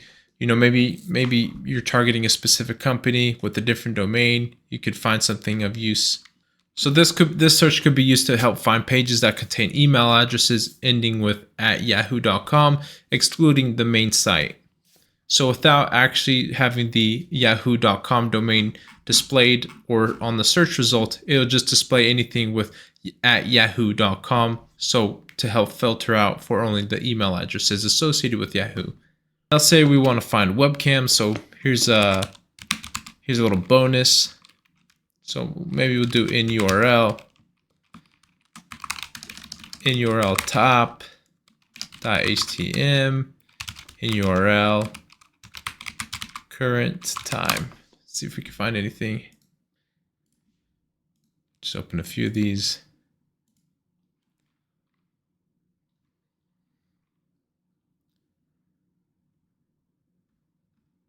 Looks like we found one webcam.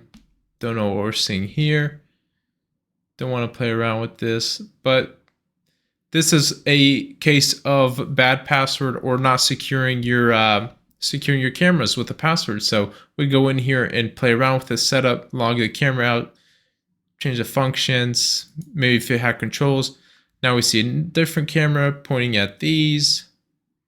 Not really interested in that. But you get the idea. We could keep on going and potentially find something.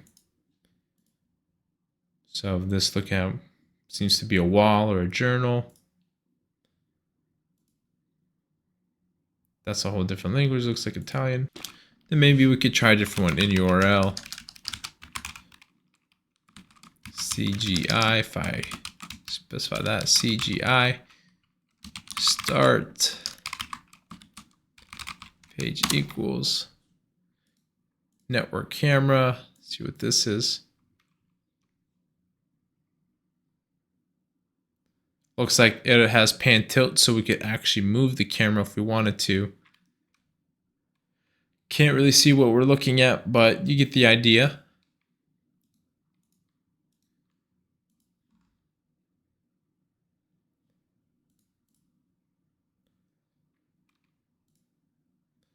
Looks like we're seeing some kind of port. You can see it's in real time, so we're seeing the actual waves. The frames per second is kind of slow, but you get the idea. Boat pulled up over here.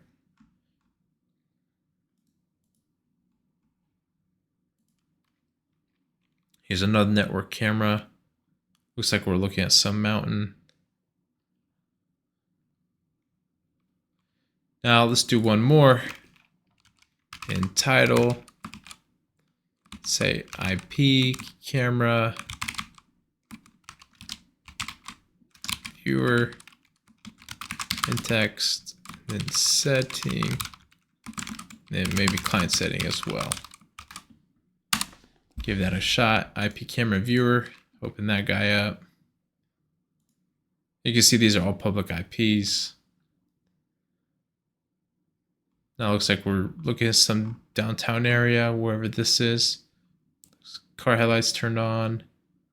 You see people briefly walking.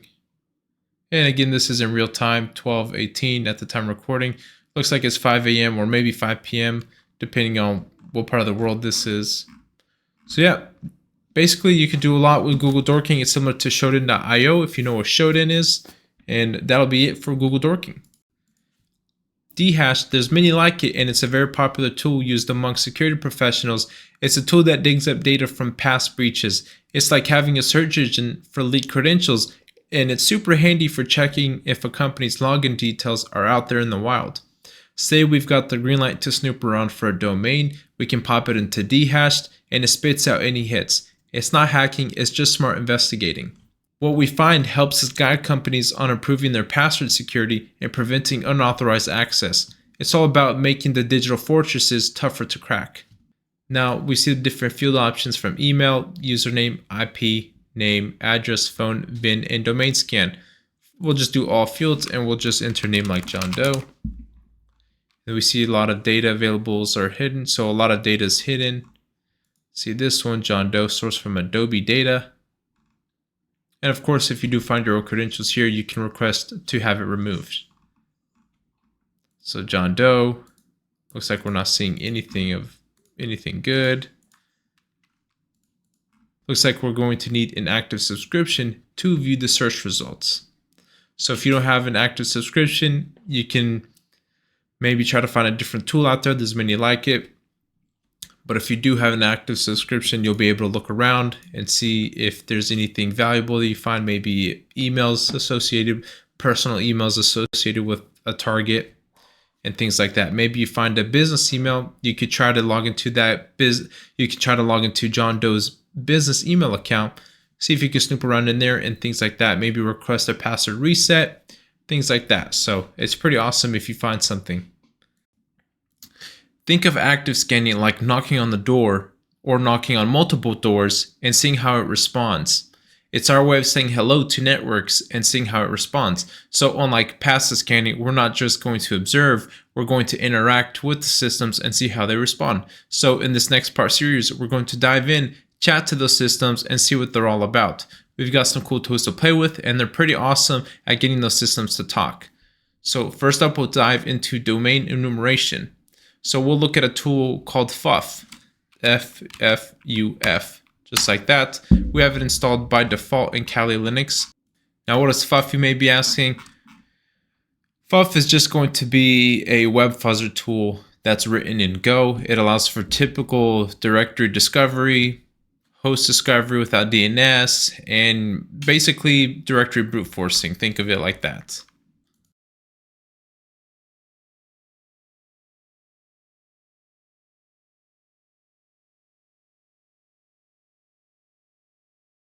Same domain name that we gave it, Metasploitable, in the etc host file. So just to look at cat etc host, we see our 2.18 is linked to Metasploitable. So we know by typing in Metasploitable, it resolves to this IPv4 address and vice versa. So we're good there. Now we'll go ahead and do Ffuf --help to see the different arguments that we may have. So we see there's quite a few. So -h for the header options, -x for HTTP method, whether you want to use get, post, input, things like that. So -b cookie data, cc client cert for authentication, and then multiples of these different arguments that you can specify. But we're going to keep it pretty simple and just look at the example usage, and then just use the standard Ffuf -w to specify a word list, and then -u to specify the URL that we want to fuzz. And then fuzz, by entering this parameter fuzz over here, we're specifying which part of the domain to brute force. So we're going to do directory brute forcing within example.org. And this argument over here, then we're going to match all status codes. FS, if we want to see what FS is, we can scroll up here, filter HTTP response sizes. So that only 42. Now we see -c. What is -c going to be doing? Just scroll up. This is pretty easy to use and follow. So -c, that's -cc, -c, colorize the output, kind of make it more easy on the eyes, to make it a little bit easier on the eyes. And then -v for verbosity. What we'll want to use is the seclist, which will not be installed by default in Kali, I don't think. So we'll go ahead and just do a apt install seclist, just so we can go ahead and download it. Now you may be asking, what is seclist? Well, seclist is a collection of multiple types of lists used during security assessments. It includes usernames, passwords, URLs, sensitive data, grep strings, fuzzing payloads, and many more. So think of it as just a bunch of lists, breach passwords, credentials, and things like that, all organized that you can use to help test, instead of using the list that you may have to come up on the spot. So these are already made. These are actual real data that's been used in past breaches that are all allocated in these different lists. So it's pretty easy, makes it nice, and we'll go ahead and give it a few minutes to download. So I'm going to go pause it here, and then we'll unpause it once it finishes. Now the download has finished. Now if we do a ls etc or ls user share and then just sec, we'll see now we have the seclist directory. Then we have discovery, fuzzing, IOCs, miscellaneous, passwords, payloads, usernames, web shells. Now we have all the word lists downloaded. We can proceed with using Ffuf. Now let's kick off a domain enumeration with Ffuf, a powerful tool for discovering elements that aren't immediately visible to a website. So how does Ffuf work? Well, it works by rapidly sending a bunch of requests with different inputs to find hidden directories, subdomains, or files. So we'll start something simple with Ffuf, and then specify -w for the word list, user share seclist. Then we'll go ahead and look for discovery. Now we'll look for web content, and then you see all these different files over here. So we go ahead and find something like directory list lowercase 2.3 medium.txt. So just something simple, or directory list 2.3 medium txt, doesn't really matter. So we specify that. Now -u for the URL, http://metasploitable, and then you'll do fuzz, because we're going to fuzz for different directories. With this command over here, what we're showing is we're using word list to replace fuzz. So this word list over here will be used to replace this fuzz word over here, or this keyword, with potential directory names, hunting for those that return a successful HTTP response. So it'll just test for this parameter. Go ahead and hit enter, and then we'll see what we find. Looks like we found index, test, twiki, And it'll just keep going up until it goes through every single file or every single line in that file. Tiki wiki. And then it's just going to do its thing. So we'll go ahead and pause it and wait for this to finish. Might take a few minutes or so. So now we see PHP info, server status, PHP my admin. So it looks like we found a few more directories. Let's go ahead and open up our browser and then go to Metasploitable.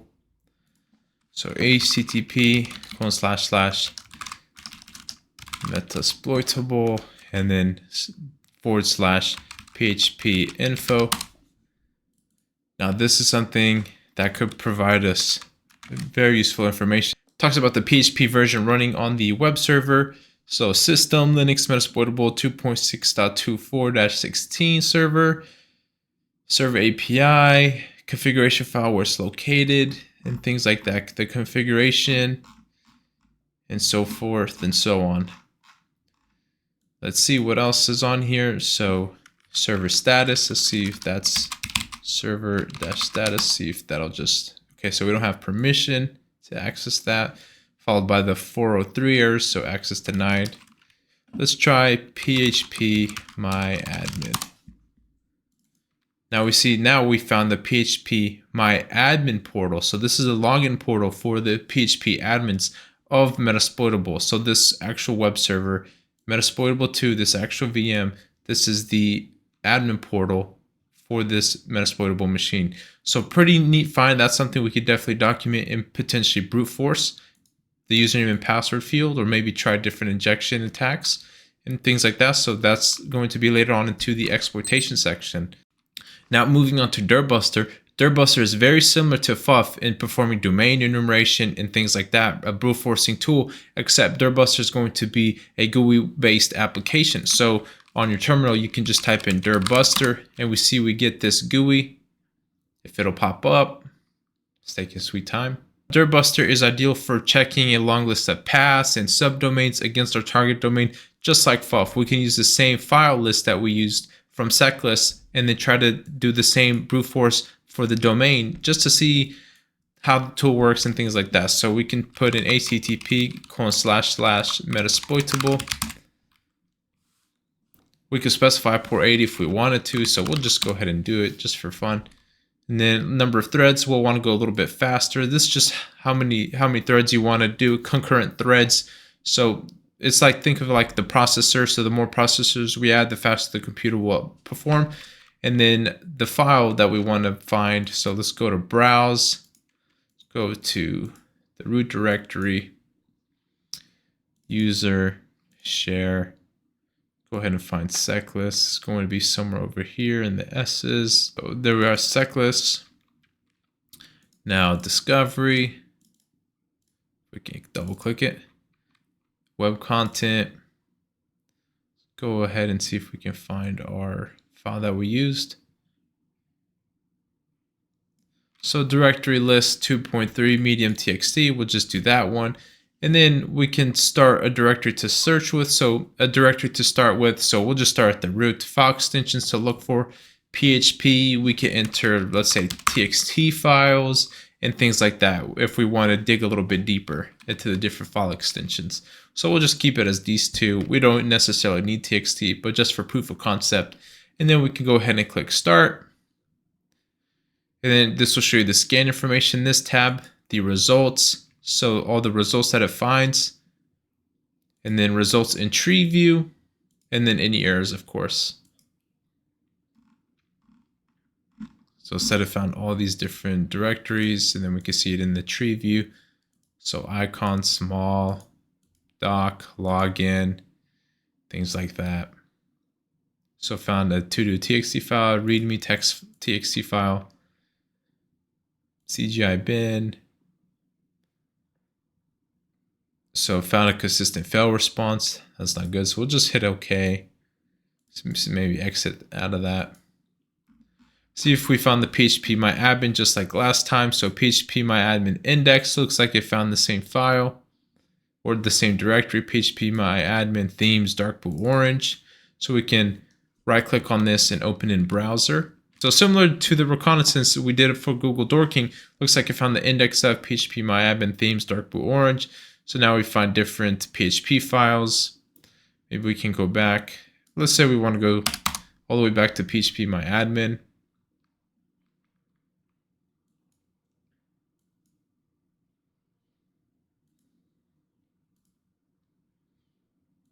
Looks like we have the PHP myadmin again.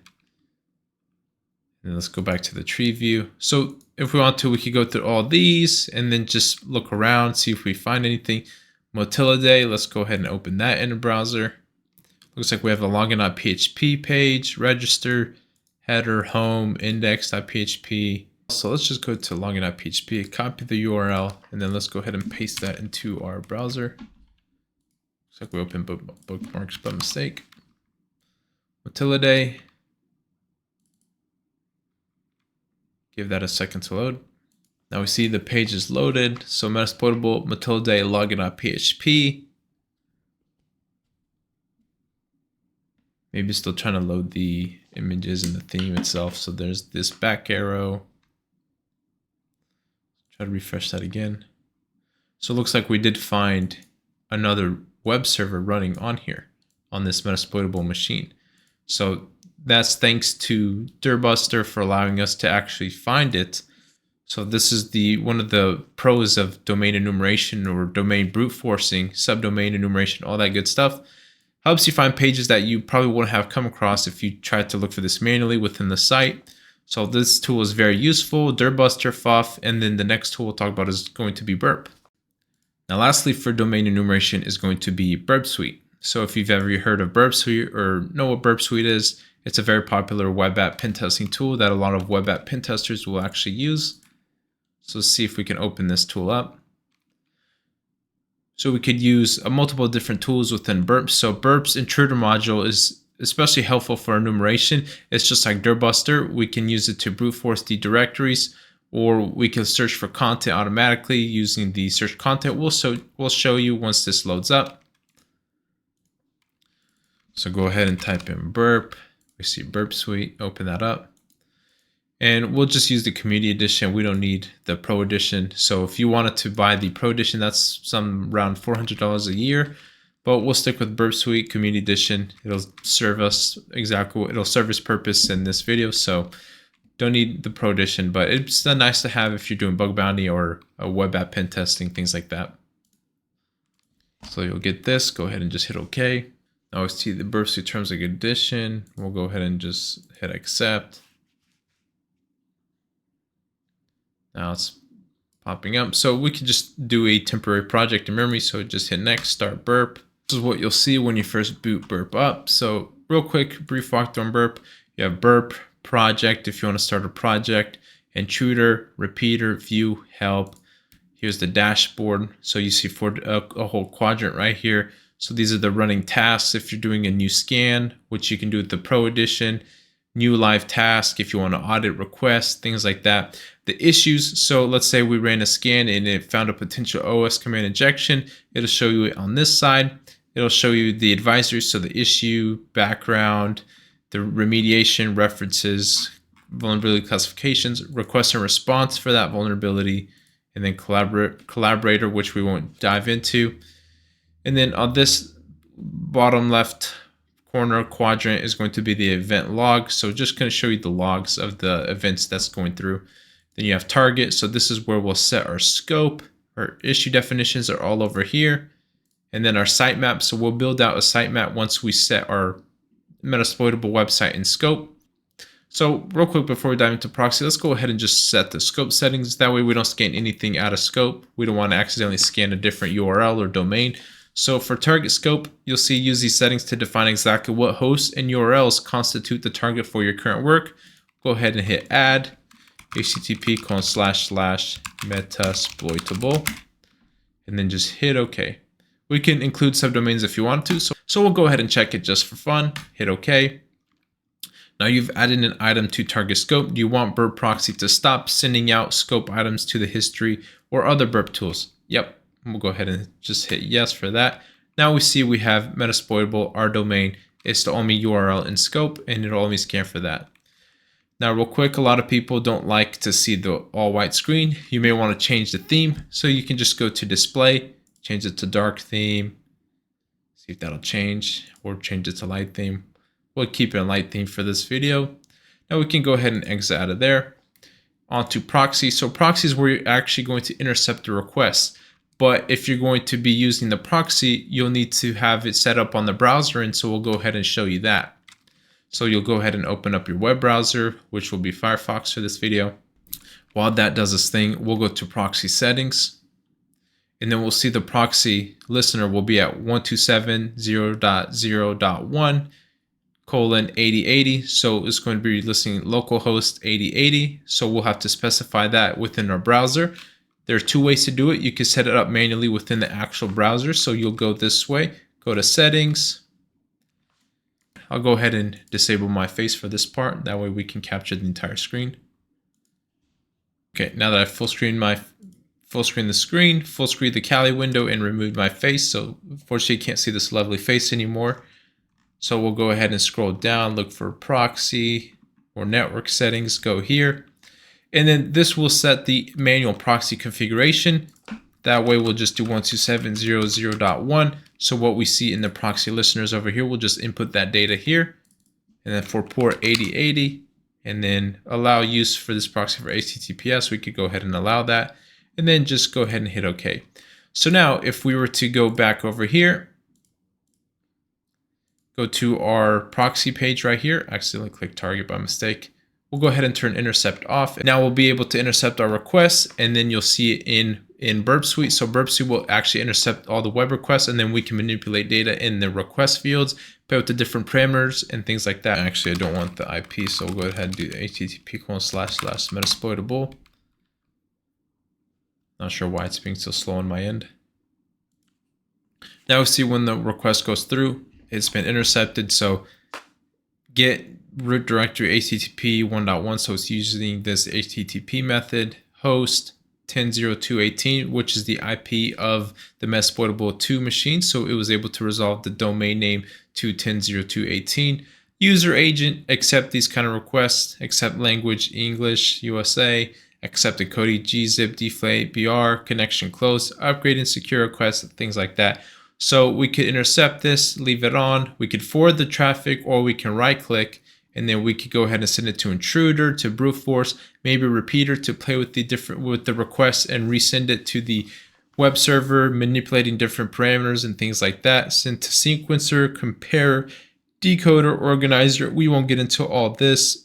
Request in browser, engagement tools. So the pro version only. So in the pro version, we could do discover content. Discover content will act sort of like domain enumeration, which will do its own domain enumeration. Change request method. Maybe you want to send a post request instead of a GET request. So you see it changed it to a GET request to the post. And then we can go ahead and change that back. Things like that. So that's that. We can go ahead and turn intercept off. HTTP history will show you the history of the HTTP commands or HTTP requests. WebSocket history if you initiate any WebSockets. And onto the intruder tab, we'll see to get started, send a request to intruder from anywhere in Burp. So let's go ahead and perform the domain enumeration. But before we get into that, we'll go back to proxy. We'll disable the manual configuration, so no proxy.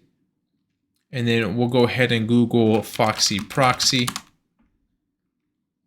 It's going to be a web extension, so a browser web extension that we can have and we can play with. So instead of having to go in manually on Firefox in the manual settings and digging through for network connections, we could just add this extension and do a quick single click to disable or enable it. So we see this is Foxy proxy. We'll go ahead and download it. So proxy downloads and instructions. So we're using Firefox. So we'll just use the Foxy proxy standard and then add to Firefox. And then go ahead and add this. So Foxy proxy was added. and you can see it right here, Foxy Proxy. We'll go ahead and hit the setting. We want to make sure we can pin it to the toolbar so we can see it over here. Now we see Foxy Proxy has been disabled. We can go to options real quick, close that out. Now we can close this out too. And then we can just go around in here and set up the proxy. So go to proxy, we'll want to add. So the title, we'll just name it Burp, HTTP, it'll intercept HTTP request. That's good. City, don't care about that. Color, you can choose any color you want. So you can just click this little square over here and then we can choose a color. So we'll just do, let's say orange. For the host name, we'll just go ahead and do 127.0.0.1 since that's the local host. And then the port to listen on will be 8080. No username or password, so we're good there. Go ahead and hit save. Now, if you go over here, you'll see Burp. So now by clicking Burp, we set the Burp proxy and enabled it. So now you see the little Burp icon over here in the top right corner. Go ahead and move my browser over just a little bit. So you'll see Burp over here. So now we have Burp actually listening to requests. So let's go ahead and go to phpMyAdmin. Go ahead and click it. You'll see that in the HTTP history, we are able to intercept phpMyAdmin. So all the HTTP requests are going through Burp. Now let's go ahead and actually intercept it through Burp. So go back to the intercept tab, and then we go ahead and set intercept to on so we can intercept the request. And then we can just, let's say, go back over here and just hit enter. Looks like we found it. So it intercepted the request. We can send it to intruder. Then we can just go ahead and turn this intercept off once we're done with it.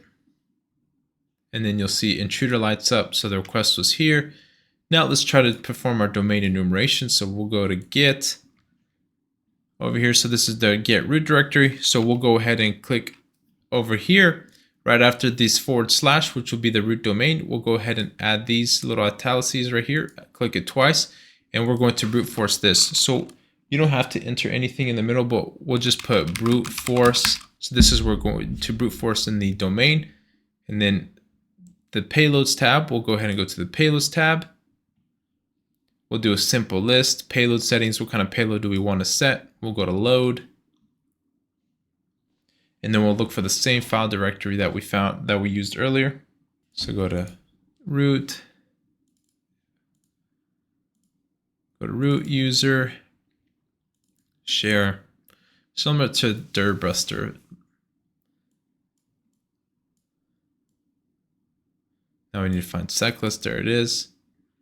Then we'll go to discovery or fuzzing, whatever you want to do. Web content. Find that same file from earlier that we used. So directory list 2.3-medium. It's going to load that in here in the payload settings, simple list. And then we see it's been pasted over here.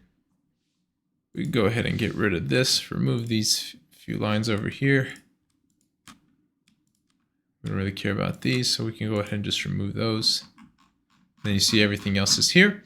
Now we have all our payloads set in here. We can go ahead and hit start attack, and then it'll run through and brute force the domain and then perform a domain enumeration this way.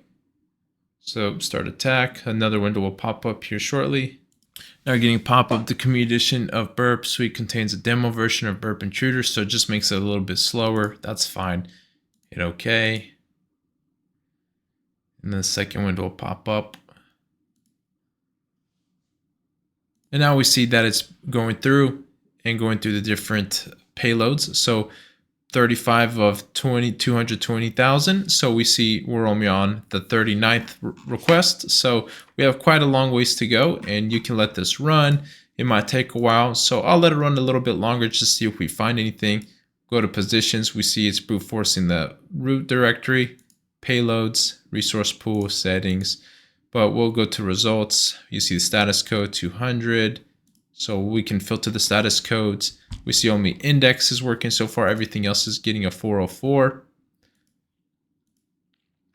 So it looks like index is the only directory that we're able to brute force so far within 66 requests. We'll let it go a little bit longer. We do see it's going to take quite a while. So we'll go ahead and end it here and jump into the next video. You could continue, you could let it to continue run, but we used DirBuster, found the other domains, and we could quickly find index. So if we were to type index, it'll take us back to this homepage, TWiki, PHPMyAdmin, Motilla, DVWA, and WebDAV. So we're good here. That's it for domain enumeration. We'll go ahead and jump to the next tool. Nmap is a powerful network scanning tool that is widely used for network discovery and security auditing. It can be used to discover devices running on a network and to identify open ports and services that those devices are running. Now, the most basic Nmap scan is performed with the command nmap and then your target IP. So we'll do nmap 10.02.17. So we're going to specify the Windows 7 machine that we have up and running. This will scan the host at this IP 2.17. And then we just hit enter and then it'll do its thing. So we see scan report for 10.02.17. Host is up, not shown. So it's not showing us 992 ports because those are closed. And then these are all the open ports listed over here, 135, 139, 445, and so on.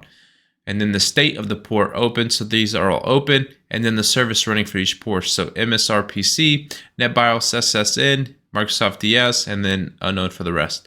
It also gives you the MAC address. So it's saying that our vendor is Oracle VirtualBox, Virtual NIC, so Virtual Network Interface Card, and then Nmap done, one IP address, one host scanned in 1.48 seconds. Now, if we wanted to scan the entire subnet, we'll just do nmap 10.02.0/24.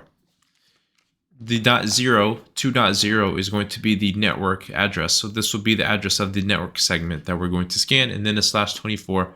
Hit enter, and then we'll go ahead and let this run. And of course, if you hit enter, that'll show you how much time you have remaining. Usually this is accurate, but sometimes if it takes a little bit longer, it'll increment and take a little bit longer than it should. So for the sake of time, let's go ahead and just scan the Windows 7 and the Metasploitable machine. So how are we going to do that? We'll create a new file, so we can just do, let's say, nano targets.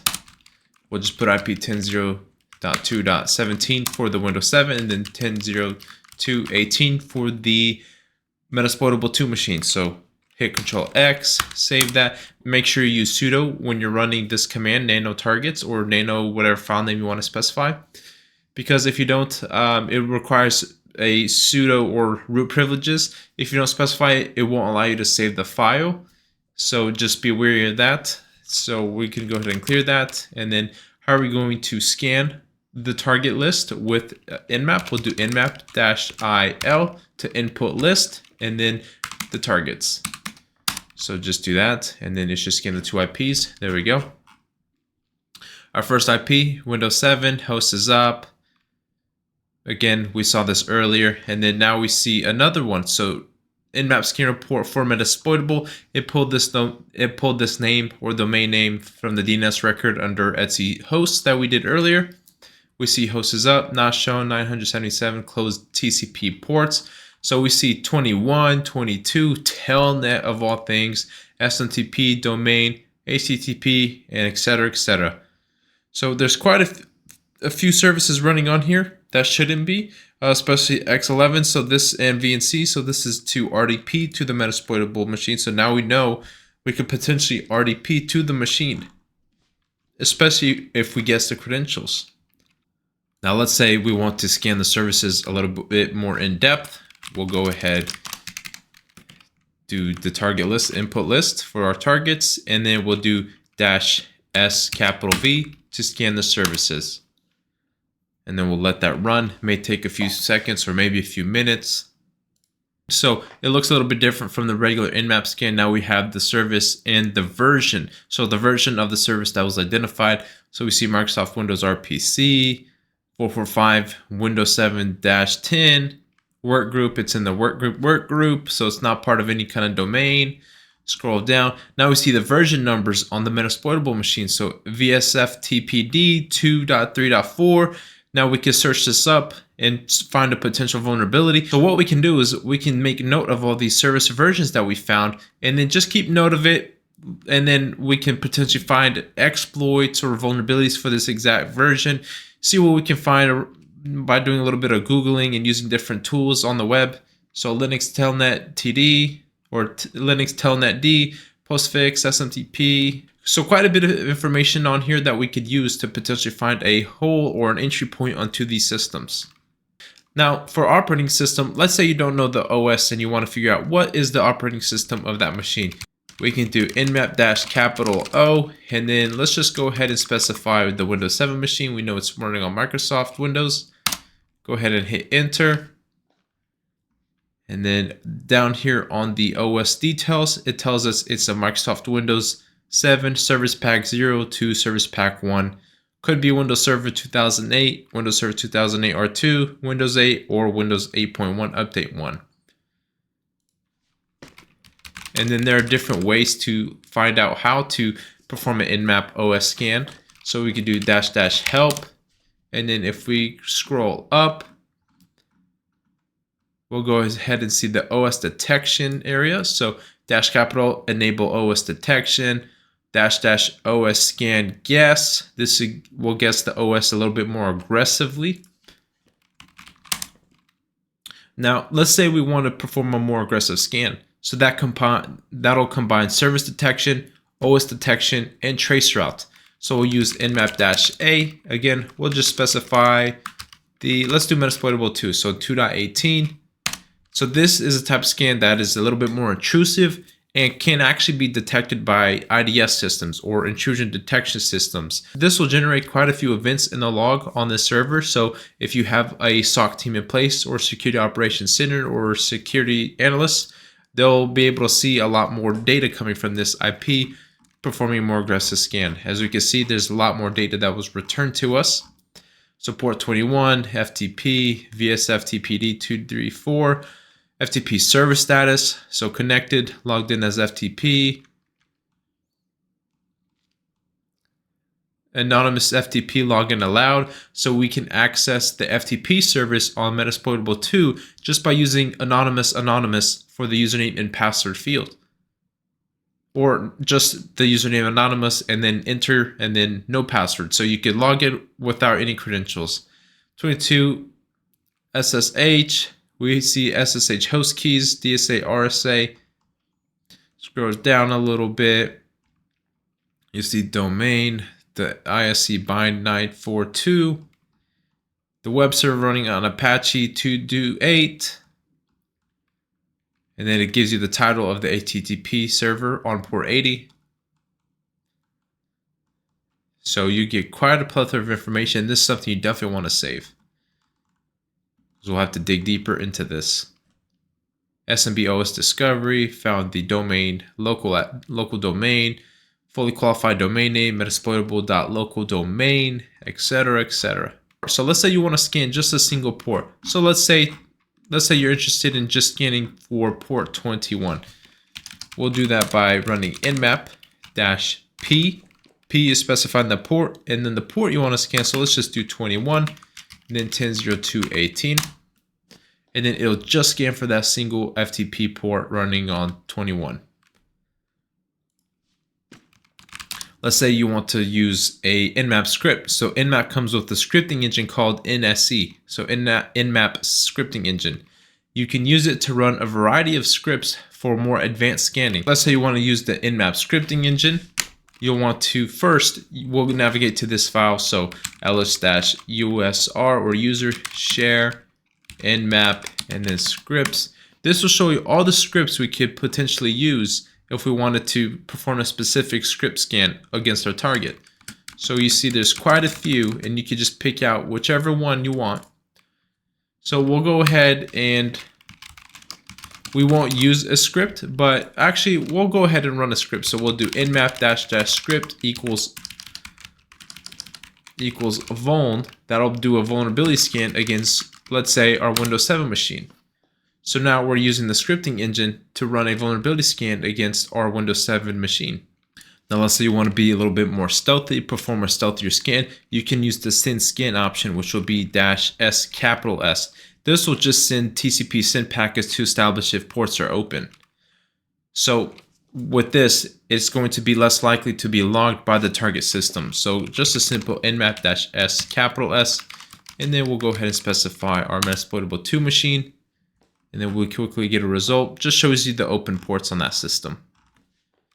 And of course, you can save these scan outputs. So let's say you don't want to copy and paste everything manually. You just want to save it in its own file automatically. We can easily do that. So nmap -- help. We'll go to the output side. We'll go find the outputs. So output, you can save it as -O capital N. So normal output, OX for XML, OG for greppable, and then -O capital A, my favorite, it'll save it in every output. So all the outputs. So the normal output, XML, script kiddie or scriptable, and then greppable. So it won't save it in the -S option, but it will save it in the other three. So we can quickly just do nmap. Let's say we want to do 10.02.17 against our Windows machine, and then -O capital N, and then we'll just put nmap results. It'll run a scan, do an ls, and then we see nmap results. So we can just do cat nmap results for the normal output. But let's say we want to do all outputs. We'll do, you can up arrow, and then we'll do a -O capital A, and then it'll save it in the other format. So just do a quick ls, nmap results, nmap results.nmap. So it's the nmap file format, nmap results XML, and then greppable, which is going to be gnmap. Now let's say you don't want to use Nmap. Let's say you want to use Zenmap, something a little bit more user-friendly or easier on the eyes. So Zenmap is basically the Nmap front end. It's meant to be useful for advanced users, but also make Nmap easy for beginners. So we can quickly just do an apt install zenmap -kbx, and then this will pull and download Zenmap on our Kali machine. Let that do its thing. Looks like we're almost done. And it looks like we finished, so we can go ahead and clear that real quick. We'll do zenmap -kbx, and that should pop up our GUI. Take a second. Kali machine's being a little bit slow. So now we see we get this nice little GUI. We could do the same thing we did on Nmap earlier. Let's say our target is going to be our Windows 7 machine, so 2.17. We see the nmap command, so this is going to be the actual command it runs against our Windows 7 machine. So the profile, you can come over here on this drop down and select different scans. So you want to run an intent scan plus UDP, scan the UDP ports, all TCP, no ping, ping scan, quick scan, etc. So we'll just do a ping scan. That'll run a -SN. So that option is going to do a ping scan against our Windows 7 machine. Go ahead and just run scan. And we see we get our results back. So starting Nmap, started it, MAC address, Nmap done. That'll be the Nmap output, ports host, topology. So this is our local host. Let's see if we can zoom in a little bit. So this is our local host, which is the Kali machine, and then our Windows 7 machine 2.17. Host details, so this is going to give us more detailed information. So the more intensive the scan is, I guess aggressive, the more populated the data will be, and then the more information given to us. So let's say we want to run just a quick scan plus, so service scan -T4, it's going to be a faster scan, OS scan output, F, version light, etc. So go ahead and run scan, starting our Nmap scan. Now we see we get our output. So it does highlight green the ports that we found, the open state, the service, and the version. So now the icon over here changed to that of a Windows icon because it was able to guess the Windows 7 OS by using the -O option in the scan command. Then go to ports host tab. We see the ports open, or the ports that it identified. Go to topology. Now we see that it's red. Host details. Now we have a little bit more details over here. So Windows 7, ports used, OS classes. Over here in our operating system, it shows it as Windows 7, 100% accuracy. And then you can come over here, comments, TCP sequence. You can change that. Scans that you ran, unsaved, and you can save these scans. So that's pretty much a quick intro into Zenmap. Pretty useful tool. I use it sometimes. Some people like to use it. Some people prefer the command interface, or command line interface. It's all up to you. Now let's go ahead and get into SMBMap. As we saw in the Nmap scan portion, both machines are going to have SMB running on it. So that's port 445. So let's go ahead and use our Metasploitable 2 machine. Let's go ahead and attack that or enumerate that a little bit further. So you may be asking, what is SMBMap? It's a powerful command line tool that's designed to navigate the server message block or SMB protocol shares across domains.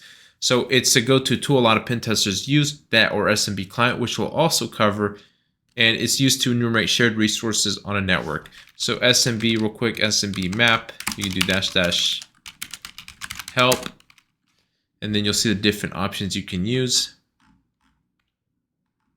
So just a Samba share enumerator. Let's say you want a little bit more detailed output. You can type in man to view the man pages. It's kind of like the guide to what the tool is, how it works, and things like that. So SMBMap. And then we see the user command, synopsis, description, options, all that good stuff. A little bit more detailed. Real quick before we dive into running SMB commands, SMB does come pre-installed on Kali, and to run it, you simply just do SMBMap, hit enter. You can simply run or type SMBMap followed by various flags and parameters to specify the target and the type of information that you wish to see. We'll do a basic SMB share enumeration. We're just going to specify SMBMap, the capital H option against our Metasploitable 2 machine, so 0.2.18. Hit enter. It detected one host serving SMB, established a SMB session. Now for IP 2.18, we see port 445, name of the machine, Metasploitable, status authenticated. So it authenticated to the machine. We see for print, no access. It's a printer drivers. TMP had read-write access. Opt, this has no access. IPC, no access. Admin share, no access. We saw the TMP share had read-write access. Let's say we want to dig a little bit deeper into that share and enumerate that share a little bit more. We'll do SMB-H, target IP, and then R, and then the actual share to recursively scan and see what's in that TMP directory, or I mean, to see what is in that TMP share. So we see we have ICE, Unix, Orbit, MSF admin, X11 Unix, and then all these other files. We may want to download those files and directories just to see what's in there. Now that we were able to find that the TMP share is open, read write, we can use Smbclient to actually connect to the machine. So it'll be 2 forward slashes, the IP of the target machine, so 10.02.18, and then of course the share we want to access. For password, just go ahead and hit enter. Anonymous login successful. We can do an ls. We see the same files and directories. Let's go ahead and go to the Orbit MSF admin, do an ls. Looks like we got access denied. Of course, Smbclient is very similar to SMBMap. It allows for interacting with SMB shares just like you would with native Windows tools. Now, SMB or server message block is a protocol for network file sharing. It allows computers to read and write to files and request services from server programs on a network. Smbclient communicates with these protocols to access shared resources, just like accessing the TMP share on our target machine, the Metasploitable 2 machine. Navigating the share is similar to command lines like FTP, the FTP interface.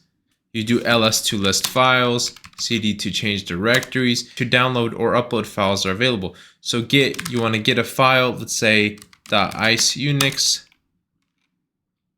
So it's actually a directory, so we can do, let's see, ice, nothing in there.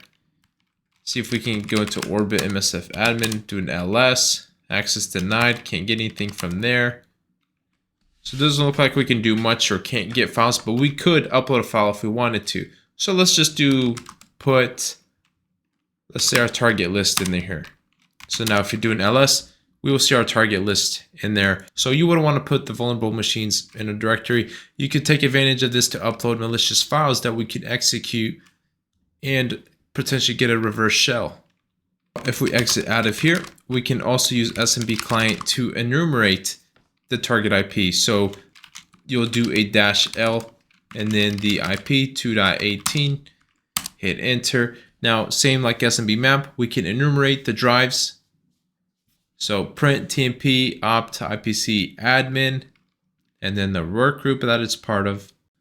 Now, there's a very popular tool that I personally love to use instead of having to run all these different commands manually, such as in the Reconnaissance phase and Nmap. So AutoRecon is a comprehensive tool that automates the tedious process of service enumeration during a pen test.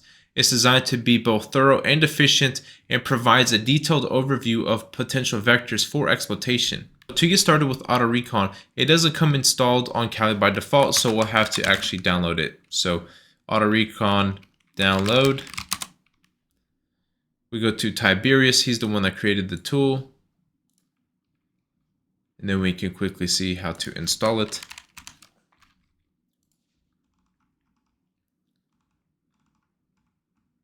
So installation, you want to do sudo apt update. So we'll go ahead and do apt update first.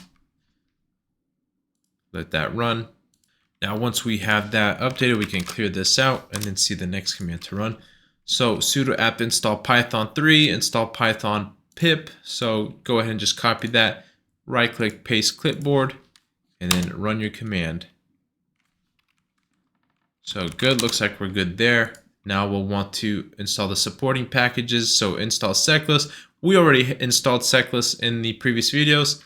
Additionally, the following commands may need to be installed depending on your OS. We're good there. On Kali Linux, you can ensure these are all installed using the following commands. So just copy that, right click, paste, and then you can see it's installing Seclist. We have that, and then the following other tools just in case. And then we could go ahead and hit Y for yes. And then just let that do its thing. Cool, so that finished. We can go ahead and clear that. And then installation method 1 using pipx. This is the recommended method. And then there's install AutoRecon using the following command. We can do that.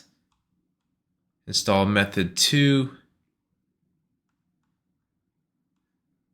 And then upgrading pipx upgrade AutoRecon. We'll just stick with method 1. And then go ahead and paste that. And then go ahead and hit the Y option, yes, to continue. Now pipx will install AutoRecon in its own virtual environment and make it available in the global context, avoiding conflicting package dependencies and the resulting instability.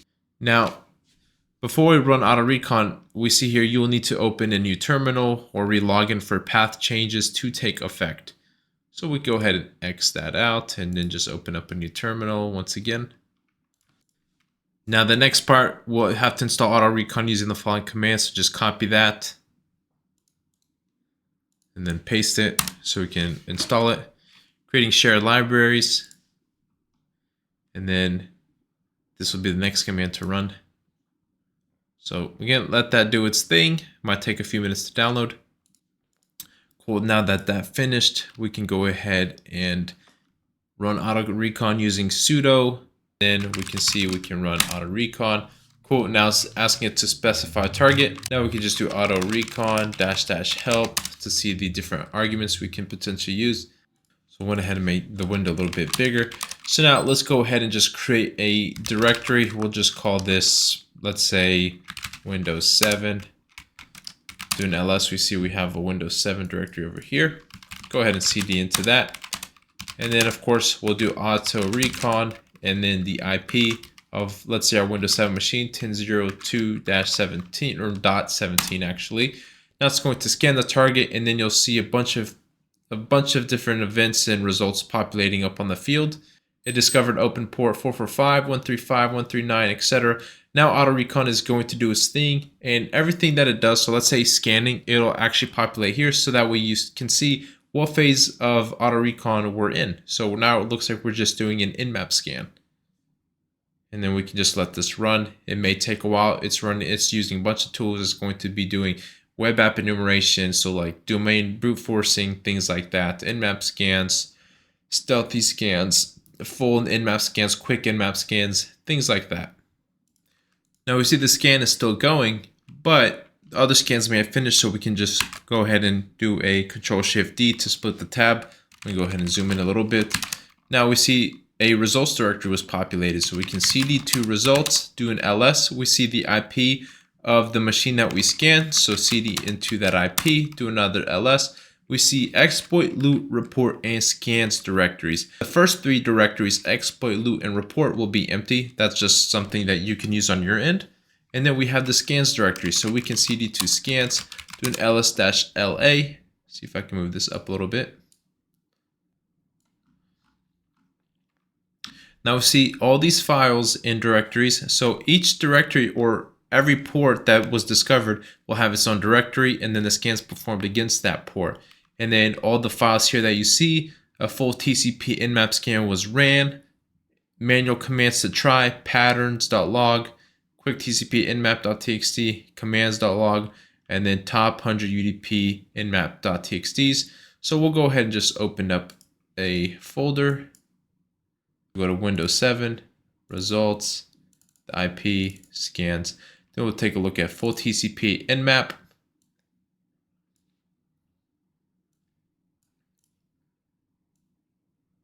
And we see it ran a full TCP scan. We see port 135, 139, 445. SMB checks. So this is the SMB part. We see the name of the PC, John PC. Now maybe we want to see manual commands we can try. So these are manual commands we can try, such as crack map exec SMB to crack the SMB port or the SMB share. So this will just brute force for the top 100 passwords. Lookup SIDs, brute force SMB using crack map exec. Now we have quick TCP Nmap scan that was ran. Top 100 UDP scans. So UDP response from 137, no response for the other ports. Let's say we want to go into port 135. We'll see it ran an RPC architecture scan. Socket connection timed out, so it didn't work, but we note that the Windows 7 machine is a 64-bit architecture. RPC, nothing useful there. Another RPC dump. We can see all the DLLs on the machine. Scroll down. Just look around, see if there's anything useful in there. And then so on. So you can go through each of these folders. We see enum for Linux was ran. So we see this command was actually ran. So this whole command is automated. NBT scan, Smbclient was ran, SMBMap was also ran, but nothing useful. AutoRecon, super great tool to use, automates a lot of your manual scanning, and then you can start from there. This is a great starting point if you want to begin the reconnaissance phase. Now we're going to dive into WireShark. In your search menu, go ahead and type in WireShark. It comes installed by default in Kali Linux. WireShark is the premier network protocol analyzer that gives you a window into the data traveling through a network. Its detailed view might seem a little bit intimidating, but once you learn the basics, it becomes invaluable. It's an invaluable tool for understanding traffic flow. We'll begin by capturing packets in real time and identifying a simple HTTP request from our Metasploitable 2 VM. So go ahead and open up your web browser, and then we'll go ahead and let that load. Now we have to set up WireShark for packet capturing. So to start, we want to select the correct network interface, which in this case will be ETH0 or Ethernet 0. Go ahead and click it, and you'll see it'll start intercepting packets. So you'll see packets start to populate in the main window. We'll use the filters to narrow down our view, but first let's go ahead and go to Metasploitable so we can generate more. So http://Metasploitable. Go to phpMyAdmin, for example, and then we can stop that here. And then we see a bunch of data in here. So we see protocol TCP, browser, DHCP v6, TCP, HTTP. So now observe the packet list. Here's the GET request over here. We can expand that out a little bit. So GET request is the fundamental method used by the web. So this request fetches data like a web page from a server. So the packet details pane shows us the request headers, revealing information like the requested URL, the host, and the type of browser used. So it requested the root directory, and then the host Metasploitable, the user agent, so they're using Mozilla, which is Firefox. So you can see over here, expand that out a little bit, Firefox, this version 115. So now we want to look for the server's response. So the HTTP 200 OK, that'll be the response. We can see that right over here. This means the request was successful. The response headers provide server information, including the type of server running on Metasploitable 2, content type, and more. So server running Apache 2.2.8, content length, content type, text HTML, and things like that. So request URI, Metasploitable.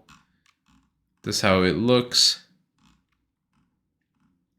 Now WireShark allows us to follow a TCP stream, which will string together the entire conversation between our client and the server. So we want to right click on that GET request from earlier and then right click it, follow, and then we'll go ahead and select TCP stream. This consolidates the request and response, showing the full exchange in the sequence. So first made the request to Metasploitable, got a 200 OK, showed the title. Then we selected phpMyAdmin, showed the response. And then we just kept it at that. Of course, this is the CSS. It just keeps on going. Now let's go ahead and do this again. Let's go ahead and continue without saving. Let's close that out. Now Metasploitable 2, as we know, is packed with outdated and vulnerable services, and it's perfect for practicing network analysis. So now let's go ahead and explore how we can capture credentials transmitted over the network as an example of what WireShark can reveal. So we have our Metasploitable 2 running perfect. Now we'll go ahead and open up a terminal. Let's go ahead and zoom in a little bit. So now we know that the WireShark is actually running, so it's capturing, because we see this WireShark, or this fin right here, is grayed out, and then we see this red square, meaning it's running. Not a whole lot of data going on right now on our network, so not a whole lot of packets are flowing across. Now let's go ahead and initiate a telnet session. So we'll just do telnet 10.02.18. Then we see Metasploitable 2 never exposes VM to an untrusted network. We see the credentials that it gives us to log in. So we'll do msfadmin for the username and then msfadmin for the password. Now it looks like we're in. So now we can go ahead and stop this. Now this is going to be, since telnet is unencrypted, it's not encrypted by any means, so the credentials will be transmitted in plain text. So we'll look for the packets that contain the login or password prompt to find where credentials are entered, and then we'll follow that TCP stream of the session to reveal the entire login sequence, including the username and password. So we'll go ahead and just scroll up, see where telnet starts. Looks like it might be over here. Close that out, accidentally double click that. So now telnet's going, we'll just go ahead and right click it and then follow the TCP stream, see if we see anything useful. And then we see, of course, it captured the credentials, msfadmin, not sure why it's looking like this, but it captured msfadmin and then msfadmin for the password. Each character that you select, that you click on, it'll show its corresponding packet on the left pane or the left hand side. So F, packet 95, A is packet 97, D 99, M 101, I 103, and then N 105. So it does a good job consolidating it together and showing you msfadmin or the username and password. This is perfect for if you're in the real world, but it's not likely someone's going to be using telnet. Basically showing WireShark as a proof of concept of the capabilities of the tool. We can do this same exact thing with the HTTP web 2. So go ahead and close that out. Back over here on this phpMyAdmin, we can type, let's say, username, admin, and then password. We'll just do something like haha, haha, haha 4 times. So just haha. And then access denied, of course, but we can go ahead and close this out. Look for HTTP. There's the host request or post request. We'll just go to the GET request, and then we'll go ahead and follow that TCP stream. You could do HTTP stream as well. So we can go back over here and follow HTTP stream. And if you do enough digging, you'll see that the username is going to be admin that it intercepted, and then the password is going to be ha ha ha ha. So it looks like we intercepted the username and password for the user that tried to log into this phpMyAdmin portal. Of course, you can come in here if you wanted to filter down on only HTTP or port 80. So TCP.port equals 80. And then now it'll just filter everything out, all the events, to only show those with port 80. And it breaks it down nicely. And then if you wanted to, you can manually go through each of these packets and do your own little analysis and things like that. So this exercise is great for demonstrating the dangers of transmitting sensitive information over unencrypted protocols such as Telnet and HTTP on port 80. In the real world, everything's pretty much encrypted. Like instead of Telnet, you'd be using SSH, which is encrypted. So port 22 for SSH. And then for the web, HTTPS on port 443. Now let's go ahead and cover vulnerability research or search. This is where we'll search for vulnerabilities. So SearchPoint is a command line search tool for the exploit database, which is an archive of public exploits and corresponding vulnerable software. In this video, we're going to cover SearchPoint with a focus on searching for EternalBlue and SMBV1 exploits, since we know the Windows 7 machine is actually vulnerable to this. We can quickly look by running a 10.02.17. Running quick Nmap scan, we see it's running SMB. And to be more specific, we can do a -S_V to show the version number. Now, while that's doing its thing, SearchPoint allows you to quickly search through the exploit database offline, ensuring that you have access to a treasure trove of exploits at any time. It can search by the exploit title, date, author, or even the specific CVE. Now with SearchPoint, if you update your Kali Linux instance and keep it up to date, you'll have the latest and greatest exploits and CVEs and things like that, as long as you keep it up to date. But if you don't keep it up to date, you won't get those updates as new CVEs come out. Now we see SMB.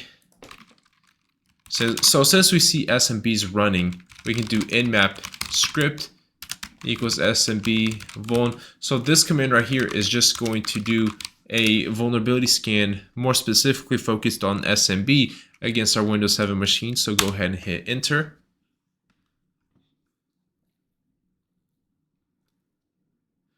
Now that finished, we see the host script results. So it's not vulnerable to MS10.054. That's okay. Same thing with this one.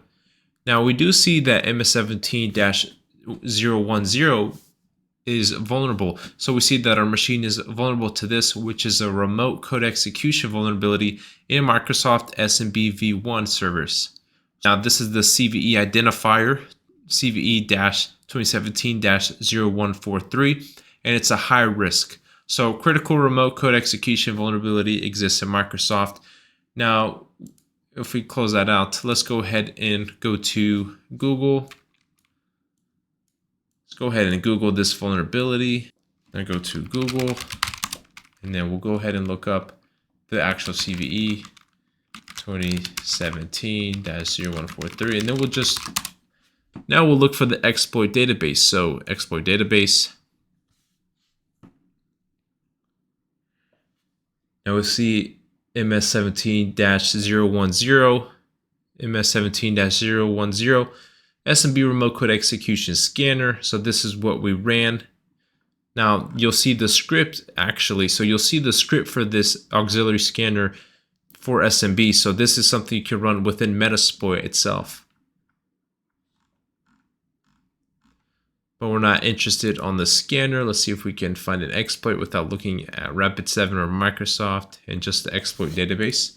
So maybe we could come here and just type exploit database, Eternal Romance, Internal Synergy, 2017-0143.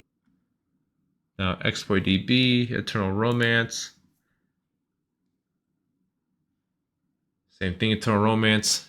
Now this is going to be within Metasploit. Now we see this unique number over here. Let's go ahead and click on this guy. Now it looks like Microsoft Windows 7, EternalBlue, SMB, RCE, remote code execution, MS17010. Looks like this is the actual exploit.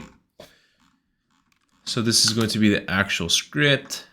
We could download this locally, but we can also see if SearchBoy has this same script. So we can first look for the MS17-010.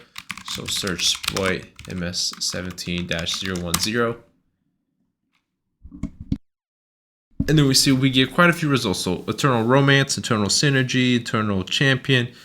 Not interested in that. SMB Remote Code Execution Scanner. Well, we already ran our Nmap vulnerability scan, so we know it's vulnerable.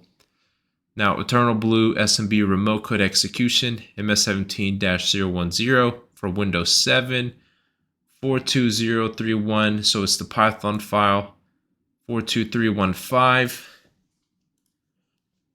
Now, same thing over here, EternalBlue, SMB Remote Code Execution, 42315.py, 42315, so that's the exploit database ID. So looks like this could potentially be our exploit, and we could check this out in the exploit section. So you could use SearchBoy to look for vulnerabilities. Let's say you wanted to just look up EternalBlue. You could do EternalBlue. So now we see EternalBlue, SMB Remote Code Execution, 42031, 42315. So same exploit as this one over here. So you could utilize exploit database, SearchBoy, or just go to Google and look for exploits. So EternalBlue exploits. You may see one on Avast, probably not, probably just explained. Maybe someone might have an exploit on their GitHub. So we can look on GitHub. So AutoBlue, see what this is. So in-game. Now this is some no BS public exploit code that generates valid shellcode for EternalBlue. So this version of the exploit is prepared in a way where you can exploit EternalBlue without Metasploit. So this is going to be the manual exploitation method. So instead of using Metasploit, maybe you don't want to utilize Metasploit to automate it. Maybe you want to do a little bit more manually, especially if you're studying for the OSCP. You can follow this guide over here on the in-game's GitHub page and just follow the process or follow the steps and the usage and exploit it manually. And then try to see if you can own the system, pwn it, and get a shell. Now, another way to discover common vulnerabilities is to utilize a network vulnerability scanner. In this video, we'll show you how to install Nessus Essentials, a free vulnerability scanner used by many IT professionals. And then we will go ahead and scan our target VM to see what kind of vulnerabilities we can discover. Now let's go ahead and download Nessus Essentials to our Kali Linux VM. First, we'll go to Google and type in Nessus Essentials download. We'll go ahead and click Tenable Nessus Essentials Vulnerability Scanner. Tenable Nessus Essentials. Now we're going to need to put a business email so we can get an activation code. So I'll go ahead and just put richard.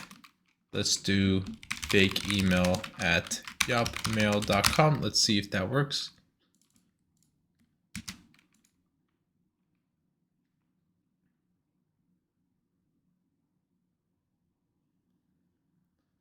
Now we'll go ahead and download Nessus. And then we'll have to check our email address. I used the temporary email. That way I didn't have to use my own personal email for this demo. Now Nessus 10, that's going to be the latest one. This is Ubuntu. That's good. Let's go ahead and download it. I agree. Now while that's downloading, let's go ahead and go to our temporary email. And then let's go ahead and grab our activation code.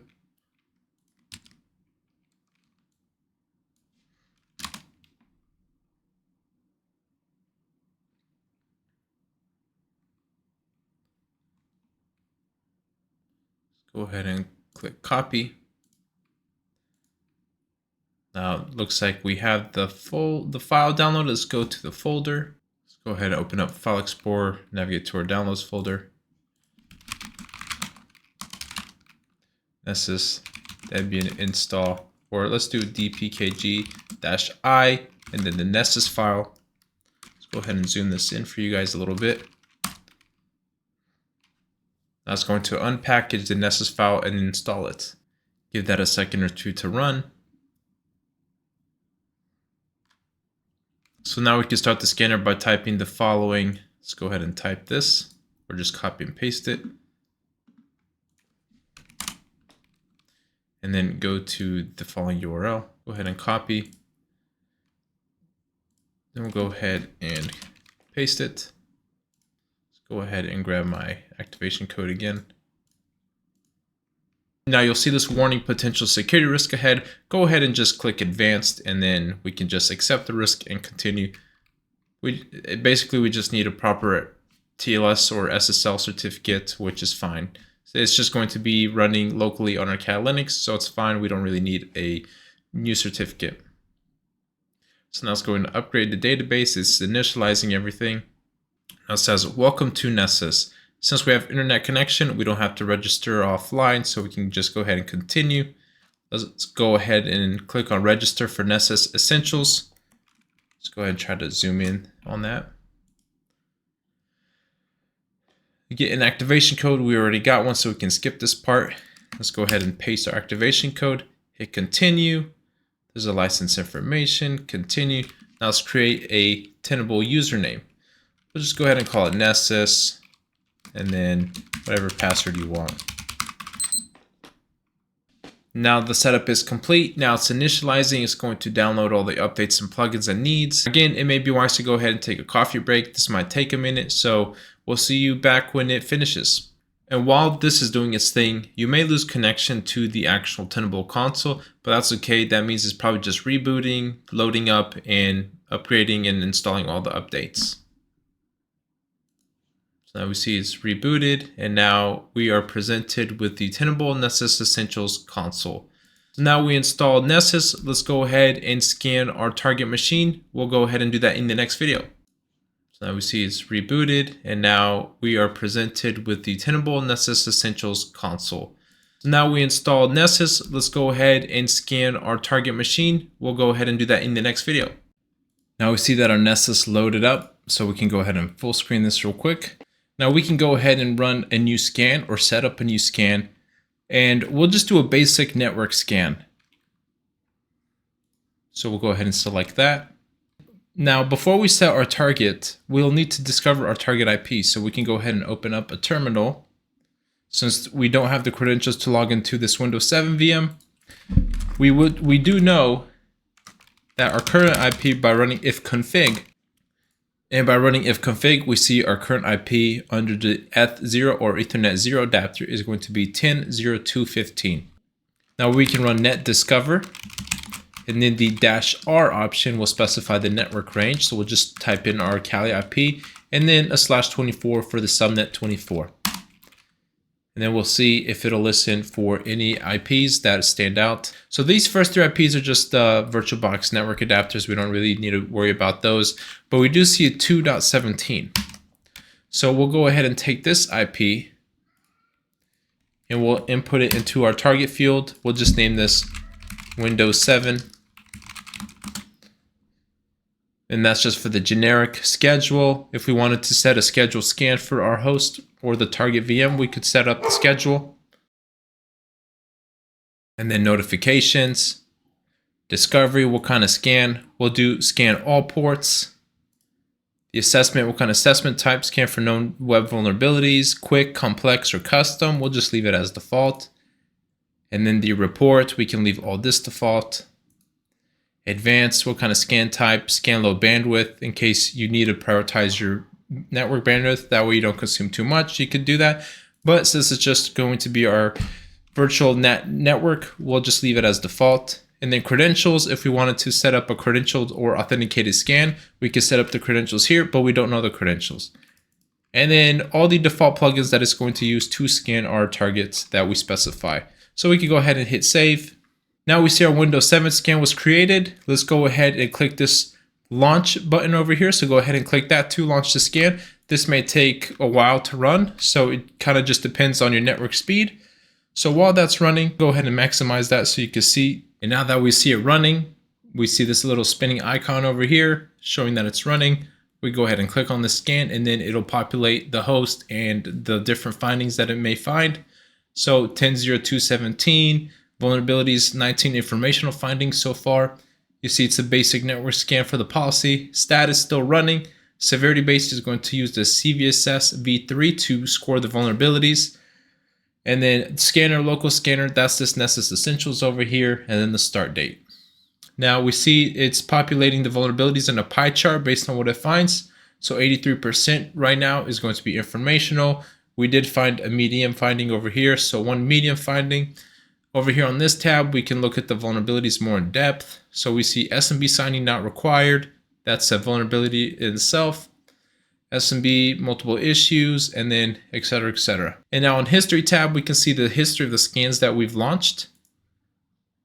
So we'll go ahead and let that do its thing, and then we'll revisit once it finishes. Now that our scan is finished, we see quite a few results here. So we see a mixed number of vulnerabilities that are grouped together.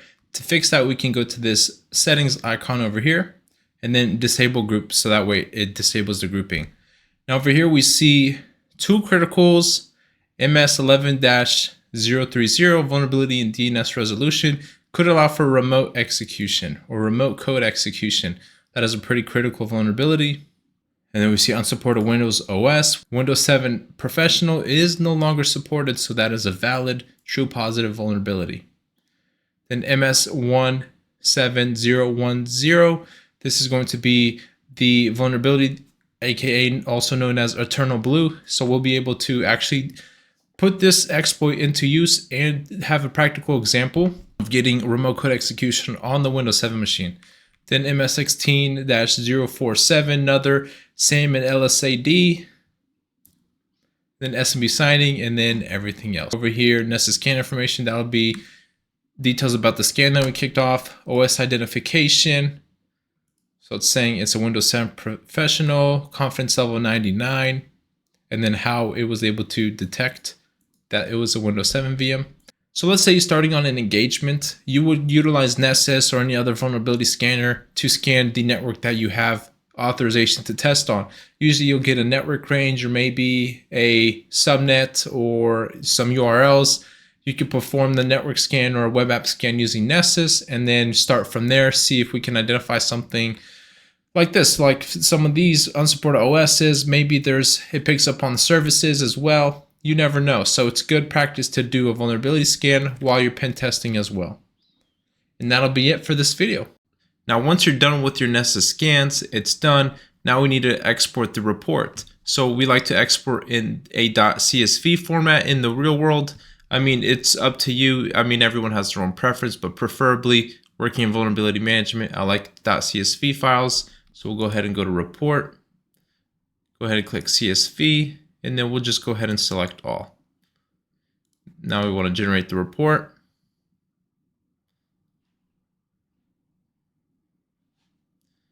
And we see that it's been downloaded. Let's go ahead and try to open the file. Now I went ahead and exported the .csv file to my local machine. That way I can open it in Excel. So when you first open it up, you'll see a bunch of data. It may look a little intimidating. Now what we like to do, we like to filter the data out so that way we only display vulnerabilities. So you'll want to filter everything, go to data, hit filter. We need to come over here and look for the CVSS v3 score, the base score. So CVSS v3 base score. We'll go ahead and go here, and then we'll filter out the blanks and then the zeros. We're not too interested in those. Now we have the risks of medium, high, and critical. Now these are all we really want to take a look at. Pay attention to the name of the vulnerability, especially if you're in vulnerability management, the CSV, the plugin ID it's tied to, the risk, of course, the synopsis or the impact of this vulnerability to the target system or network, description of the vulnerability, the solution to the vulnerability, a reference to see also, and of course your CVSS base score, so 10, 8.1, 6.8, 5.3. Now that's going to be it for the Nessus scans. Now this report is crucial in the real world. It allows you to see a more detailed output of the scan results and the impact, the solution description, the vulnerability, the CV it's tied to. It breaks it down into a spreadsheet, especially when you need to send this to upper management or other team members to take a look and to address these vulnerabilities. Now we're going to try and actually exploit this EternalBlue vulnerability against our Windows 7 machine based off the Nmap NSE or Nmap scripting engine scan that we ran, showing that it's vulnerable to EternalBlue. Now the first thing we're going to want to do is clear a screen or clear our terminal, and then we're going to use Metasploit to actually perform the exploit. In this video, we're going to show you how to exploit the EternalBlue vulnerabilities on the Windows 7 system, unpatched. So specifically using EternalBlue, this will enhance our understanding of how attackers operate and how to protect against such attacks. So real quick, with EternalBlue, this exploits a vulnerability in Windows SMB v1, so the Server Message Block Protocol version 1, to execute arbitrary code on the target system. It has since been patched by Microsoft, so this shows you the importance of keeping your systems up to date. The reason this Windows 7 is vulnerable is because it is no longer supported, no longer up to date. So we're going to use the Metasploit framework to launch our attack. So we can start by updating Metasploit, but if you've already updated your Kali Linux instance, then you're good to go. Once you update Kali, it'll actually update the MSFDB or the Metasploit database. So we'll do MSF console. You can type this to launch the Metasploit console. It may take a second to boot up. So Metasploit tip, tired of setting our host for modules, So just a quick tip.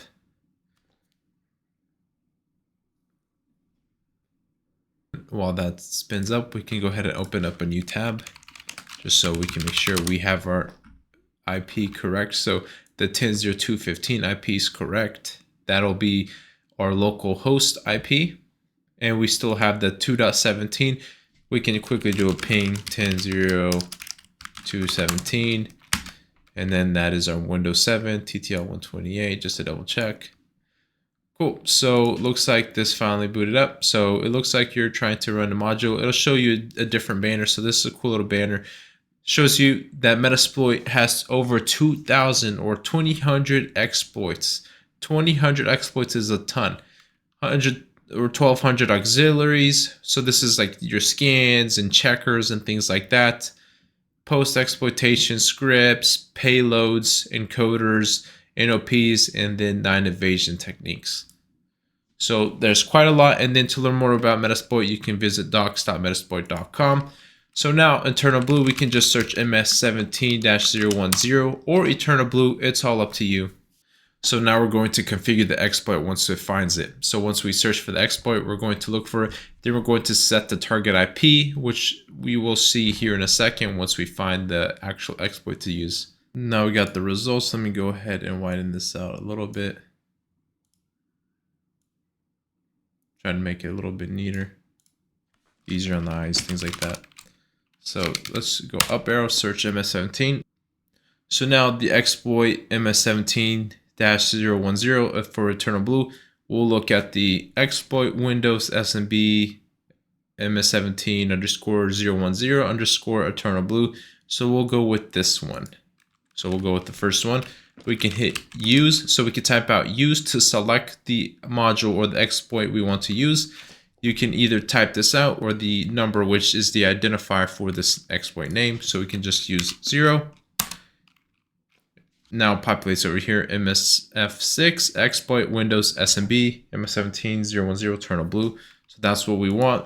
Perfect. And then since we didn't specify payload to use, it automatically defaulted to Windows 64 interpreter reverse TCP, which is what we want. Now if you do show options, you'll see the exploit options over here. So we can set the target IP, which is going to be our host. So this will be the Windows 7 IP, and then we can choose our payload, which has already been selected for. So this is the one we want. So a reverse shell payload, once executed, it will open a connection from the target system back to our machine or the attacking machine, which is our Kali Linux instance. This will then provide shell access to the system. So this is what this exploit will be doing. And now there's another shell method, which is a bind shell. On the other hand, this opens a listening port on the target system, which the attacker can then connect to directly. So the choice between a reverse and bind shell depends on the target's network configuration and the attacker's objectives. Additionally, payloads can be staged or stageless. So staged payload is delivered in two parts. A small initial stager establishes the connection and then pulls the rest of the payload. It's often necessary when there's limited space in the buffer being exploited or network bandwidth, things like that. So a stageless payload is actually delivered as a single stage, containing all the necessary components for execution, resulting in a quicker but potentially more detectable execution. So it's definitely going to stand out. But for EternalBlue, we're typically going to use a staged reverse shell to first establish the connection, which then downloads and executes the remainder of the payload to take control over the system. So this right here is going to be a staged payload. So we do set our host and then 10.0.2.17.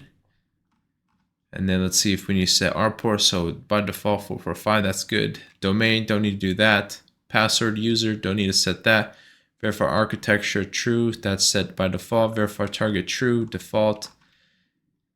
Exit function, thread, that's good. Set L host, that'll be our listening machine or the host we want to listen on, which will be our Kali Linux instance, which is 10.0.2.15. And then whatever port we want to use, so port 4444, which is perfectly okay. Now with our exploit and payload configured, now we can execute the attack. And if it's successful, and if the system is also unpatched, we'll gain access to the system. So we can do exploit, and then it'll do its thing, and then we should see a interpreter session open up. Now we see a interpreter session opened up. Now, real quick, you may be asking, what is a interpreter shell? A interpreter is a Metasploit attack payload that provides an interactive shell from which an attacker, which in this case is us, can exploit the target machine and execute code.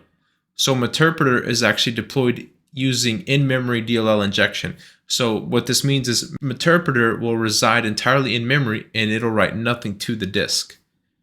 And if we wanted to, we can actually type shell, and then now we see we have a shell on the actual system machine. So if we do a host name, we see we're John PC. So that's the host name of the Windows 7 machine. We can do IP config just to see the IP 10.0.2.17, and we see we're actually inside this machine now. Now we can do exit to get back to our interpreter shell. Maybe we want to specify help to see the different commands we can try to run. So pretty cool. You have all these different commands you can try running. So core commands, background, if we want to background the current section, kill the interpreter script, all that good stuff. Now file system commands, networking commands, different system commands like reboot the machine, shut down the machine, get system information, user interface commands. So a really cool one is keyboard send, so sending keystrokes to the actual system. Dump the keystrokes, so keyscan dump. Stop capturing keystrokes, so you can do keyscan start to start capturing keystrokes of the user, and then keyscan stop to stop capturing keystrokes.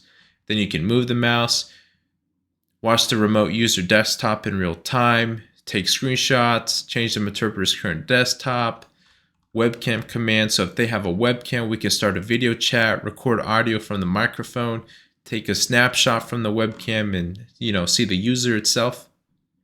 Play a file, so we can play a waveform audio file to the system. Git system, so running Git system will attempt to elevate our privilege to that of the local system, which we already have. So for this instance, there's no way or no need to escalate our privileges any further since we are already the system user. We have completely rooted or completely owned this machine. And then hash dump to dump the contents of the SAM database, timestamp, manipulate the file mace attributes. In the post-exploitation phase, once we have a shell, in this case, we already have an interpreter shell with system level privileges. So there's no other higher privileges we can obtain. But let's say we were to get a standard user privilege, we would try to look for different ways to escalate our privileges by finding a way to find potential exploits or vectors that we could use to escalate our privileges.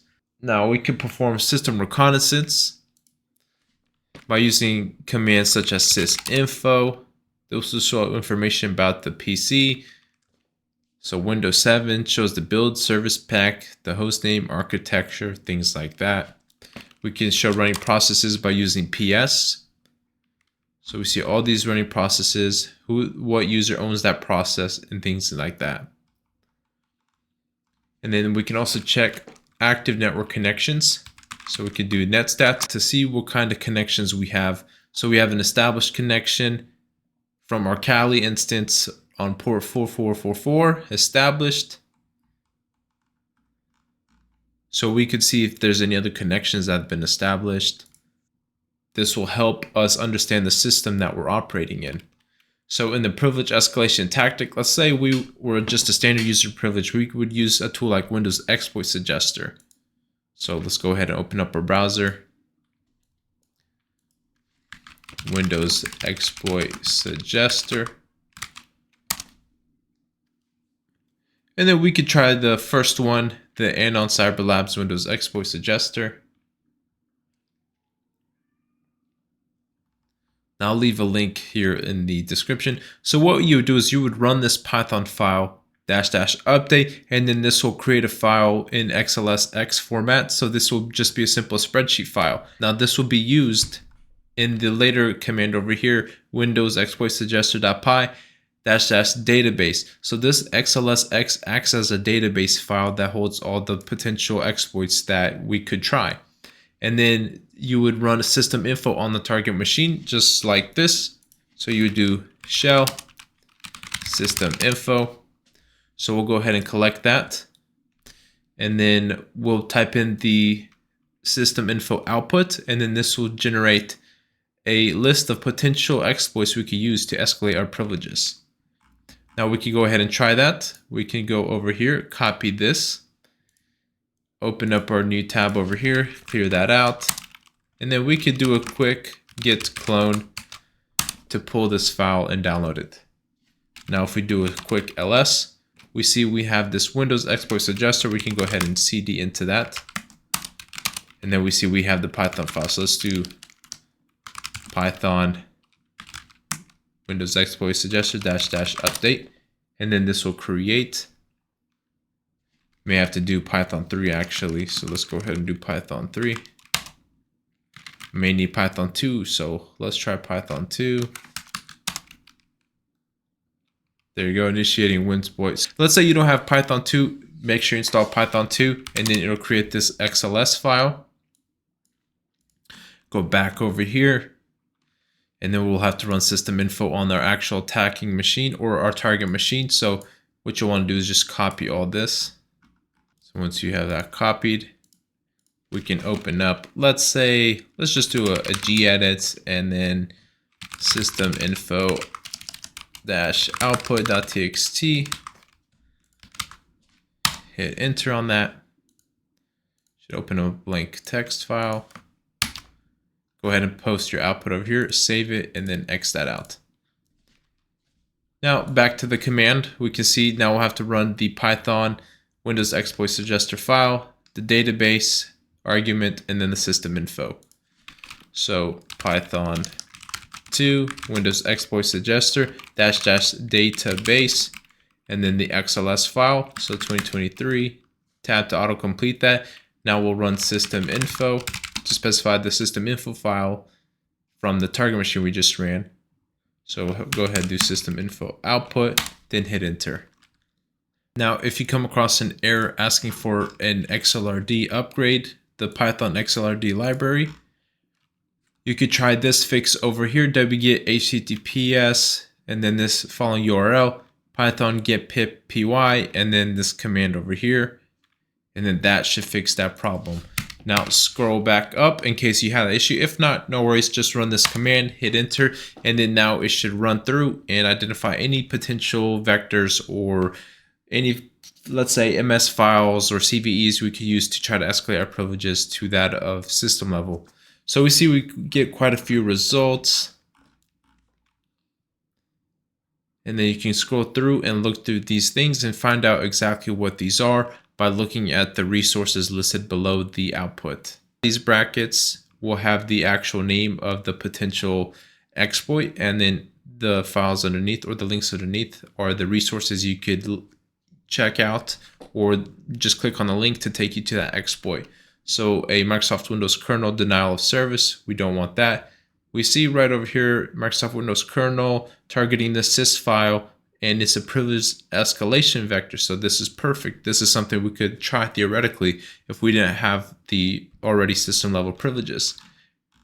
And then you could try each one of these and try to see if you could get some. Not all of these are going to work, but you could try to see if any of these could be a potential way to escalate privileges. So that's one way. There's another tool called WinPs for Windows. So you could go over here, WinPs, and do the same thing.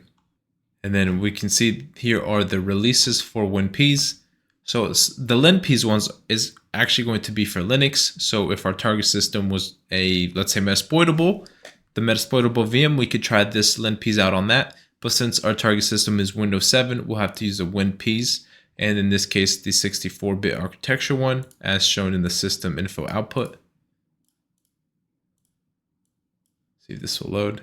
We may have to just do a wget.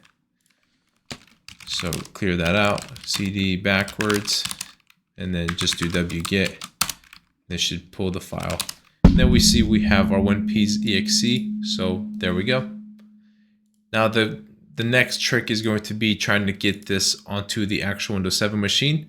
So let's see if we can run a quick Nmap just to see what's open.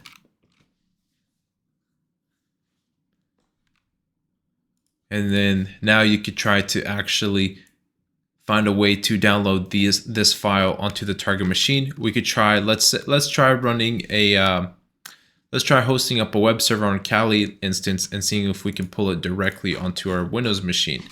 So we can go to the TMP directory if they have one. Let's just go back. And then we'll just make directory, but real quick, we see a flag.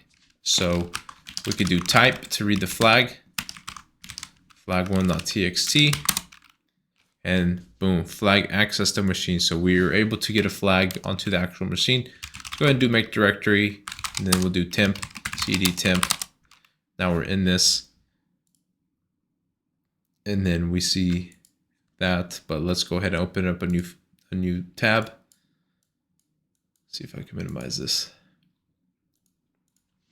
Now we'll want to use Python to create a local hosted web server on our Kali machine. With that, you'll do Python 3 and then the -imp to specify the module, http.server. This is the module we're going to be using, and then the port. So we'll just go ahead and do, let's say 8080.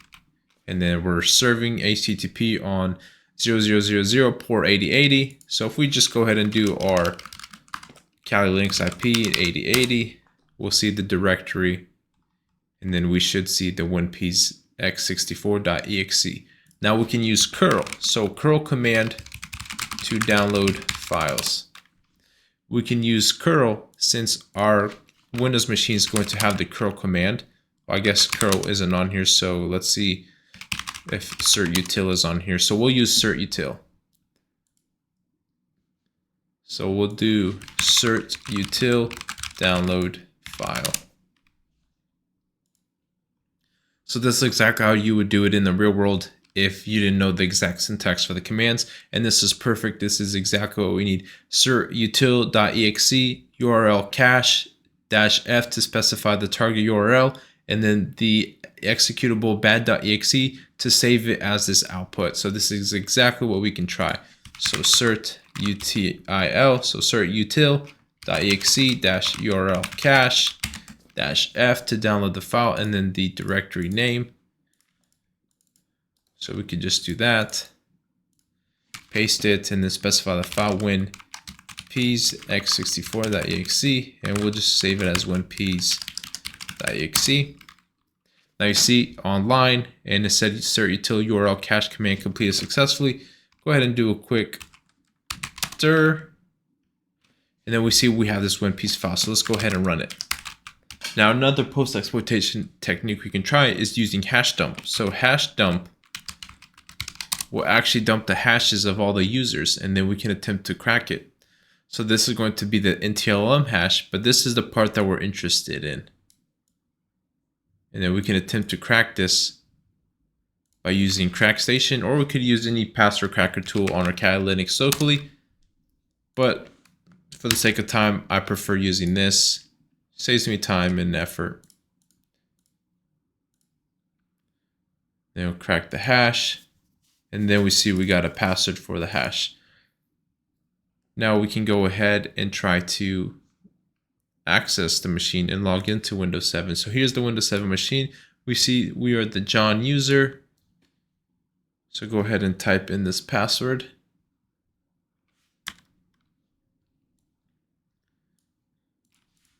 So the password is going to be ALQFNA22. Now it looks like we're in, asking us to activate. We don't care about that. And now we're actually inside this Windows 7 machine since we were able to crack the password.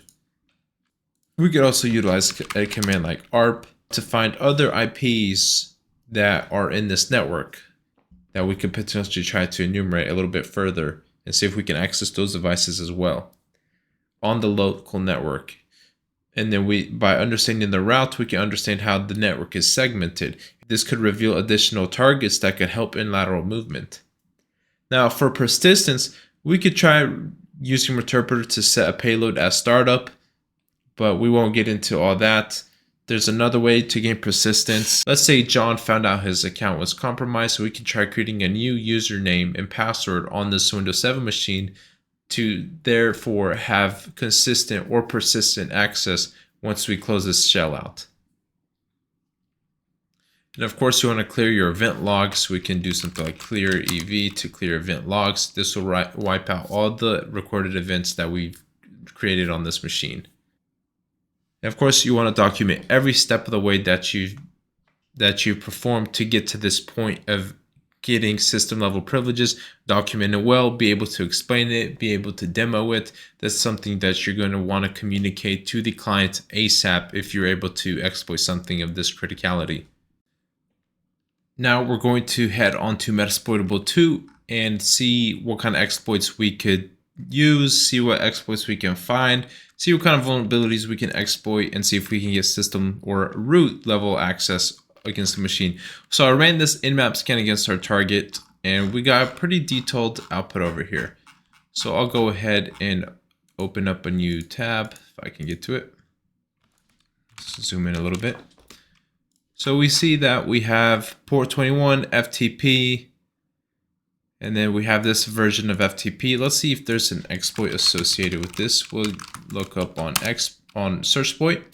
We see there's a backdoor command execution and then backdoor command execution via Metasploit. So we know we can easily exploit this via Metasploit.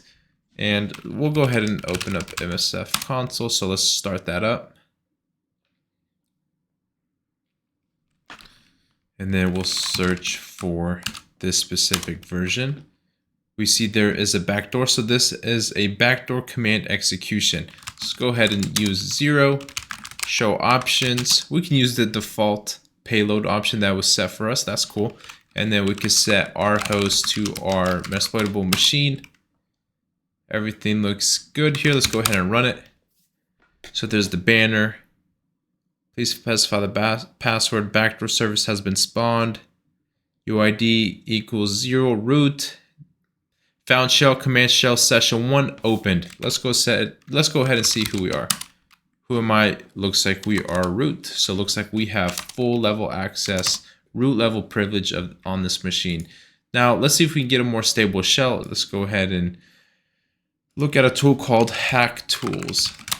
So Hack Tools is a popular web extension, or is becoming more popular for more web app pen testing, but it has a cheat sheet option and things like that that can help you. So let's go ahead and add it and hit OK. Let's go to not bookmarks.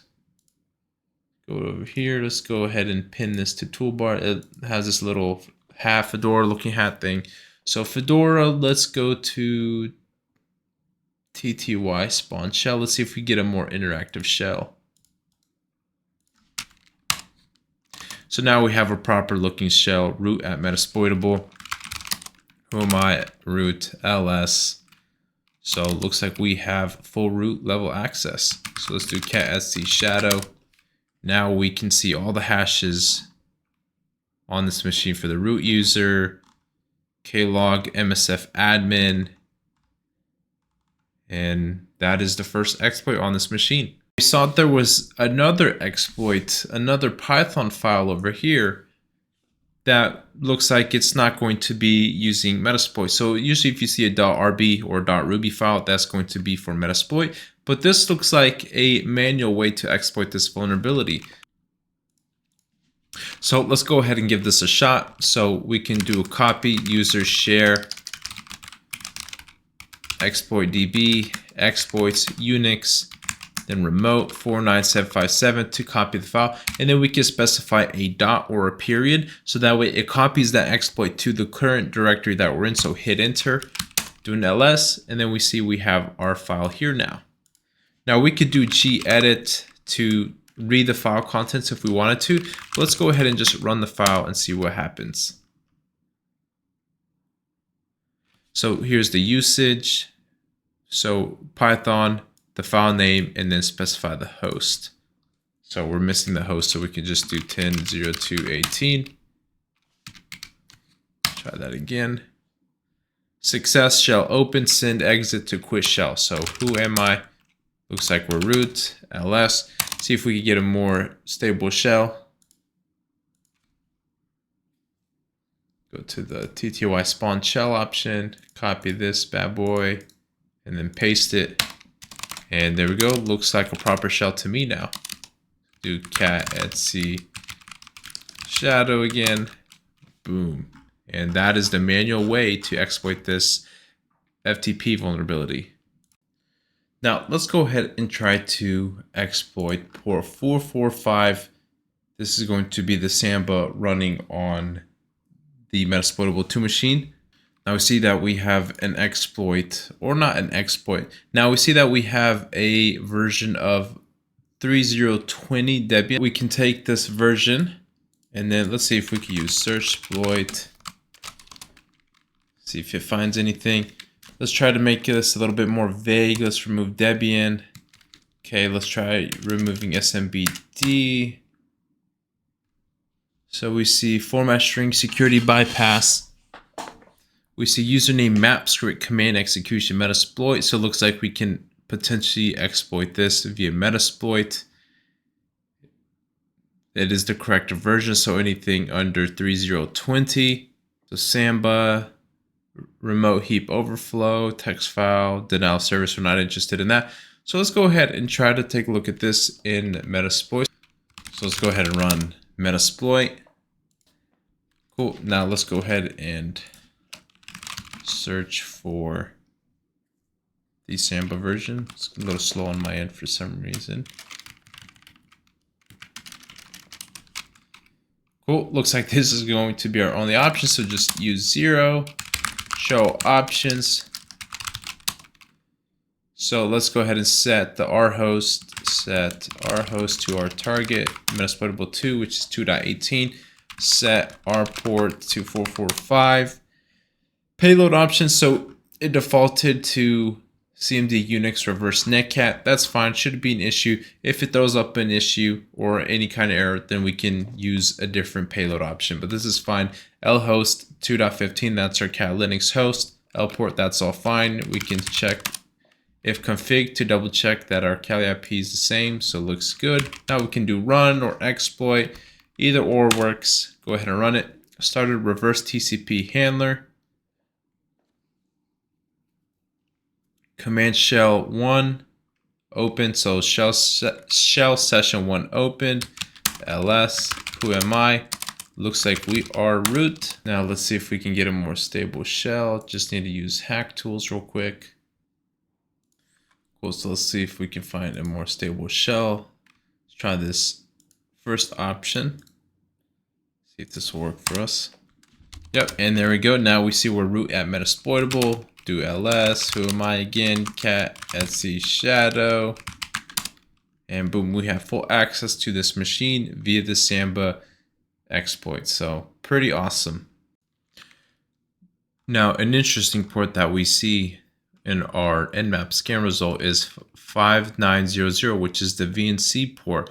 So this is going to be like RDP on Windows. So running an Nmap scan against our target machine, that of Metasploit 2.18, we see that VNC server password. So the VNC server running on the remote host is secured with a weak password. Nessus was able to log in using VNC authentication and a password of password. So a remote unauthenticated attacker could exploit this and take control of the system. So we can try logging in or VNCing to the target machine using password. And just like that, we have full control of the entire Metasploitable machine. Looks like we are root, so who am I? Root, so cat etc password, and then cat etc shadow. Misspelled that, fat finger that. And we're able to see all the hashes of every user in this Metasploitable 2 machine. Now, at this point, we've covered quite a few vulnerabilities. We're not going to cover all of them in this course, so that being said, I want you to keep going and seeing if you can find any other vulnerabilities that you can exploit. If you find any other vulnerabilities, feel free to create a write-up or just hit me up or DM me or whatever you want to do and let me know what you find. I'd love to see what you guys find, love to see what you guys are doing, and love to see that you guys are working and actively continuing to learn and grow. So keep going, you guys got this.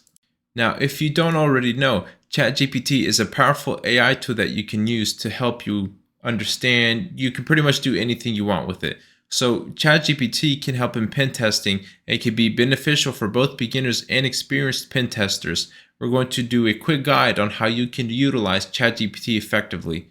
So for beginners, learning and understanding different concepts, especially networking, security, and common vulnerabilities like SQL injection, cross-site scripting, etc. For example, let's go to the prompt and let's say I'm a beginner and I want to know what cross-site scripting is. List some examples too.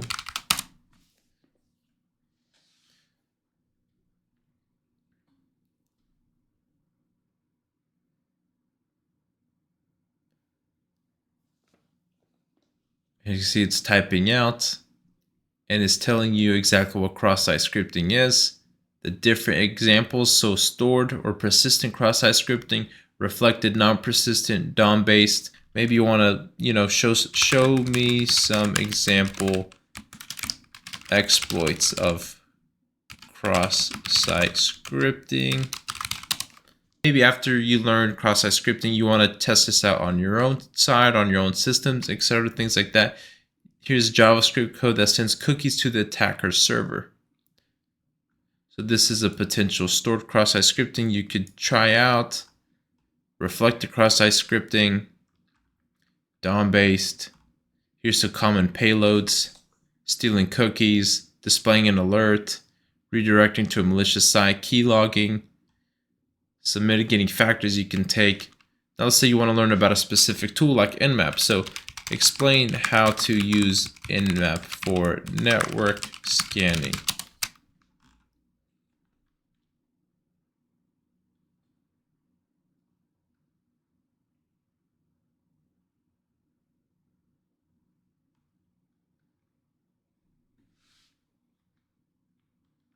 So Nmap is a powerful and versatile tool used for network discovery and security auditing. It shows you how to install Nmap, perform basic host discovery scans, which is just a simple ping command, port scanning, different scanning techniques, service and OS detection, aggressive and timing options, saving the output using the Nmap scripting engine, and many more.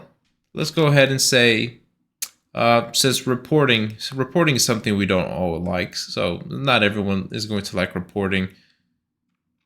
Show an example report or pentest finding for cross-site scripting. Let's just do that, see what kind of report template they give us or example. So here's an example of how cross-site scripting vulnerability might be documented in a pentest report. So title, reflect the cross-site scripting and search functionality, just an example. Severity, the location, so they found that in the search field.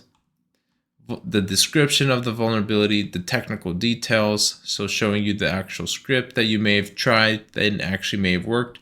The impact, recommendations, steps to reproduce, evidence such as screenshots, logs, or any other evidence, maybe log files, TXT files, things like that. And then remediation verification. So this is a good starting point on how to, create a report, pentest report, and document your findings and things like that. Maybe you want to automate something. Let's say I want to perform an Nmap scan, and before I do, I want to ensure that my Kali instance is up to date. Create a script to do this in Python.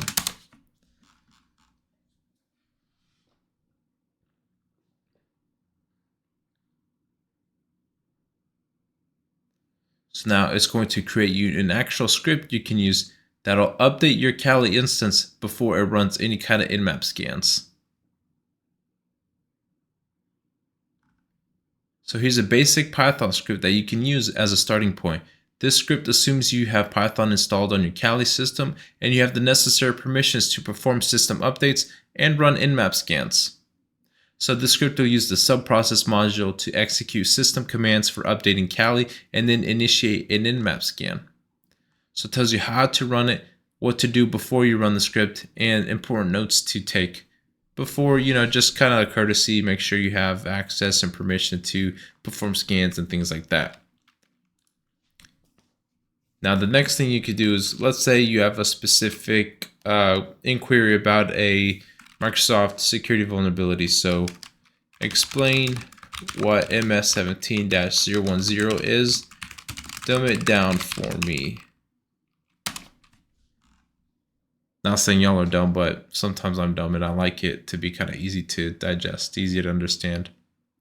So MS17010 is a name given to a critical security update released by Microsoft in 2017 to fix vulnerabilities in Windows operating systems.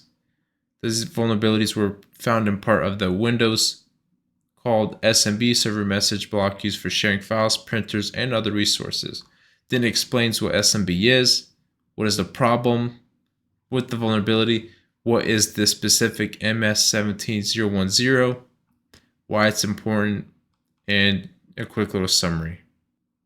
Now, there are some tips for being more effective. So be specific. The more detailed your question, the more accurate and useful the response will be. And provide context if you're asking about a specific scenario or environment. And always ensure that the activities are legal and authorized. So don't ask about, how to hack your ex's Snapchat or things like that. Stay ethical, stay legal, and things like that. Don't get in trouble. And while ChatGPT can provide a lot of useful information, you always want to double check and confirm through practical tests, additional resources, maybe doing some Google searches, things like that. And ChatGPT does have some limitations such as knowledge cutoff. The knowledge of ChatGPT is up to a certain point. It may not be aware of the latest vulnerabilities or tools. And no, ChatGPT doesn't have access to real-time data or the ability to interact with other systems. Now, this is just for the time of this recording. It may change in the future. So that's going to be it for ChatGPT. I mean, it was pretty quick introduction, but this is just showing you in a quick introduction to ChatGPT and the capabilities of the tool. Now, as this course comes to an end, we can look back and see that we've covered quite a few materials in this course, even though it's just an introduction to pen testing, from setting up our own lab to finding weak spots in systems and exploiting those weak spots. It's been quite the journey, and let's not forget the golden rule, and that's to stay ethical. That's what separates us from the unethical or the malicious actors, bad guys, whatever you want to call them. Now, looking forward, cybersecurity's got a ton of paths that you can wander down, from junior roles, help desk, engineering, anything that interests you. Now, certs can also help, but nothing beats, in my opinion, nothing beats actually getting your hands dirty and actually diving in, playing with systems, tinkering around, maybe setting up your own lab, continuing to build upon the lab that we built, maybe include an Active Directory lab portion and continue testing down that. Maybe tinkering around with network switches, things like that. Build your network, build your home network if you can. It's a great way to learn and a great way to expand and stay curious and things like that. Now, the tools that we learn, like Burp Suite, especially Burp Suite, is very popular. It's used amongst many web app pen testers and bug bounty professionals out there, so a lot of freelancers use it and things like that. WireShark, Metasploit, popular tools as well. All these tools that we covered are pretty popular and used almost daily by many professionals. The next steps is to just keep learning, stay curious, and challenge yourself. This world of cybersecurity is ever evolving and it constantly changes, especially with the introduction of AI. More roles are going to open up that are geared more towards artificial intelligence, things like that. So that's all that we've got. Thank you for joining the course, and I'm looking forward to seeing you join future courses that we release.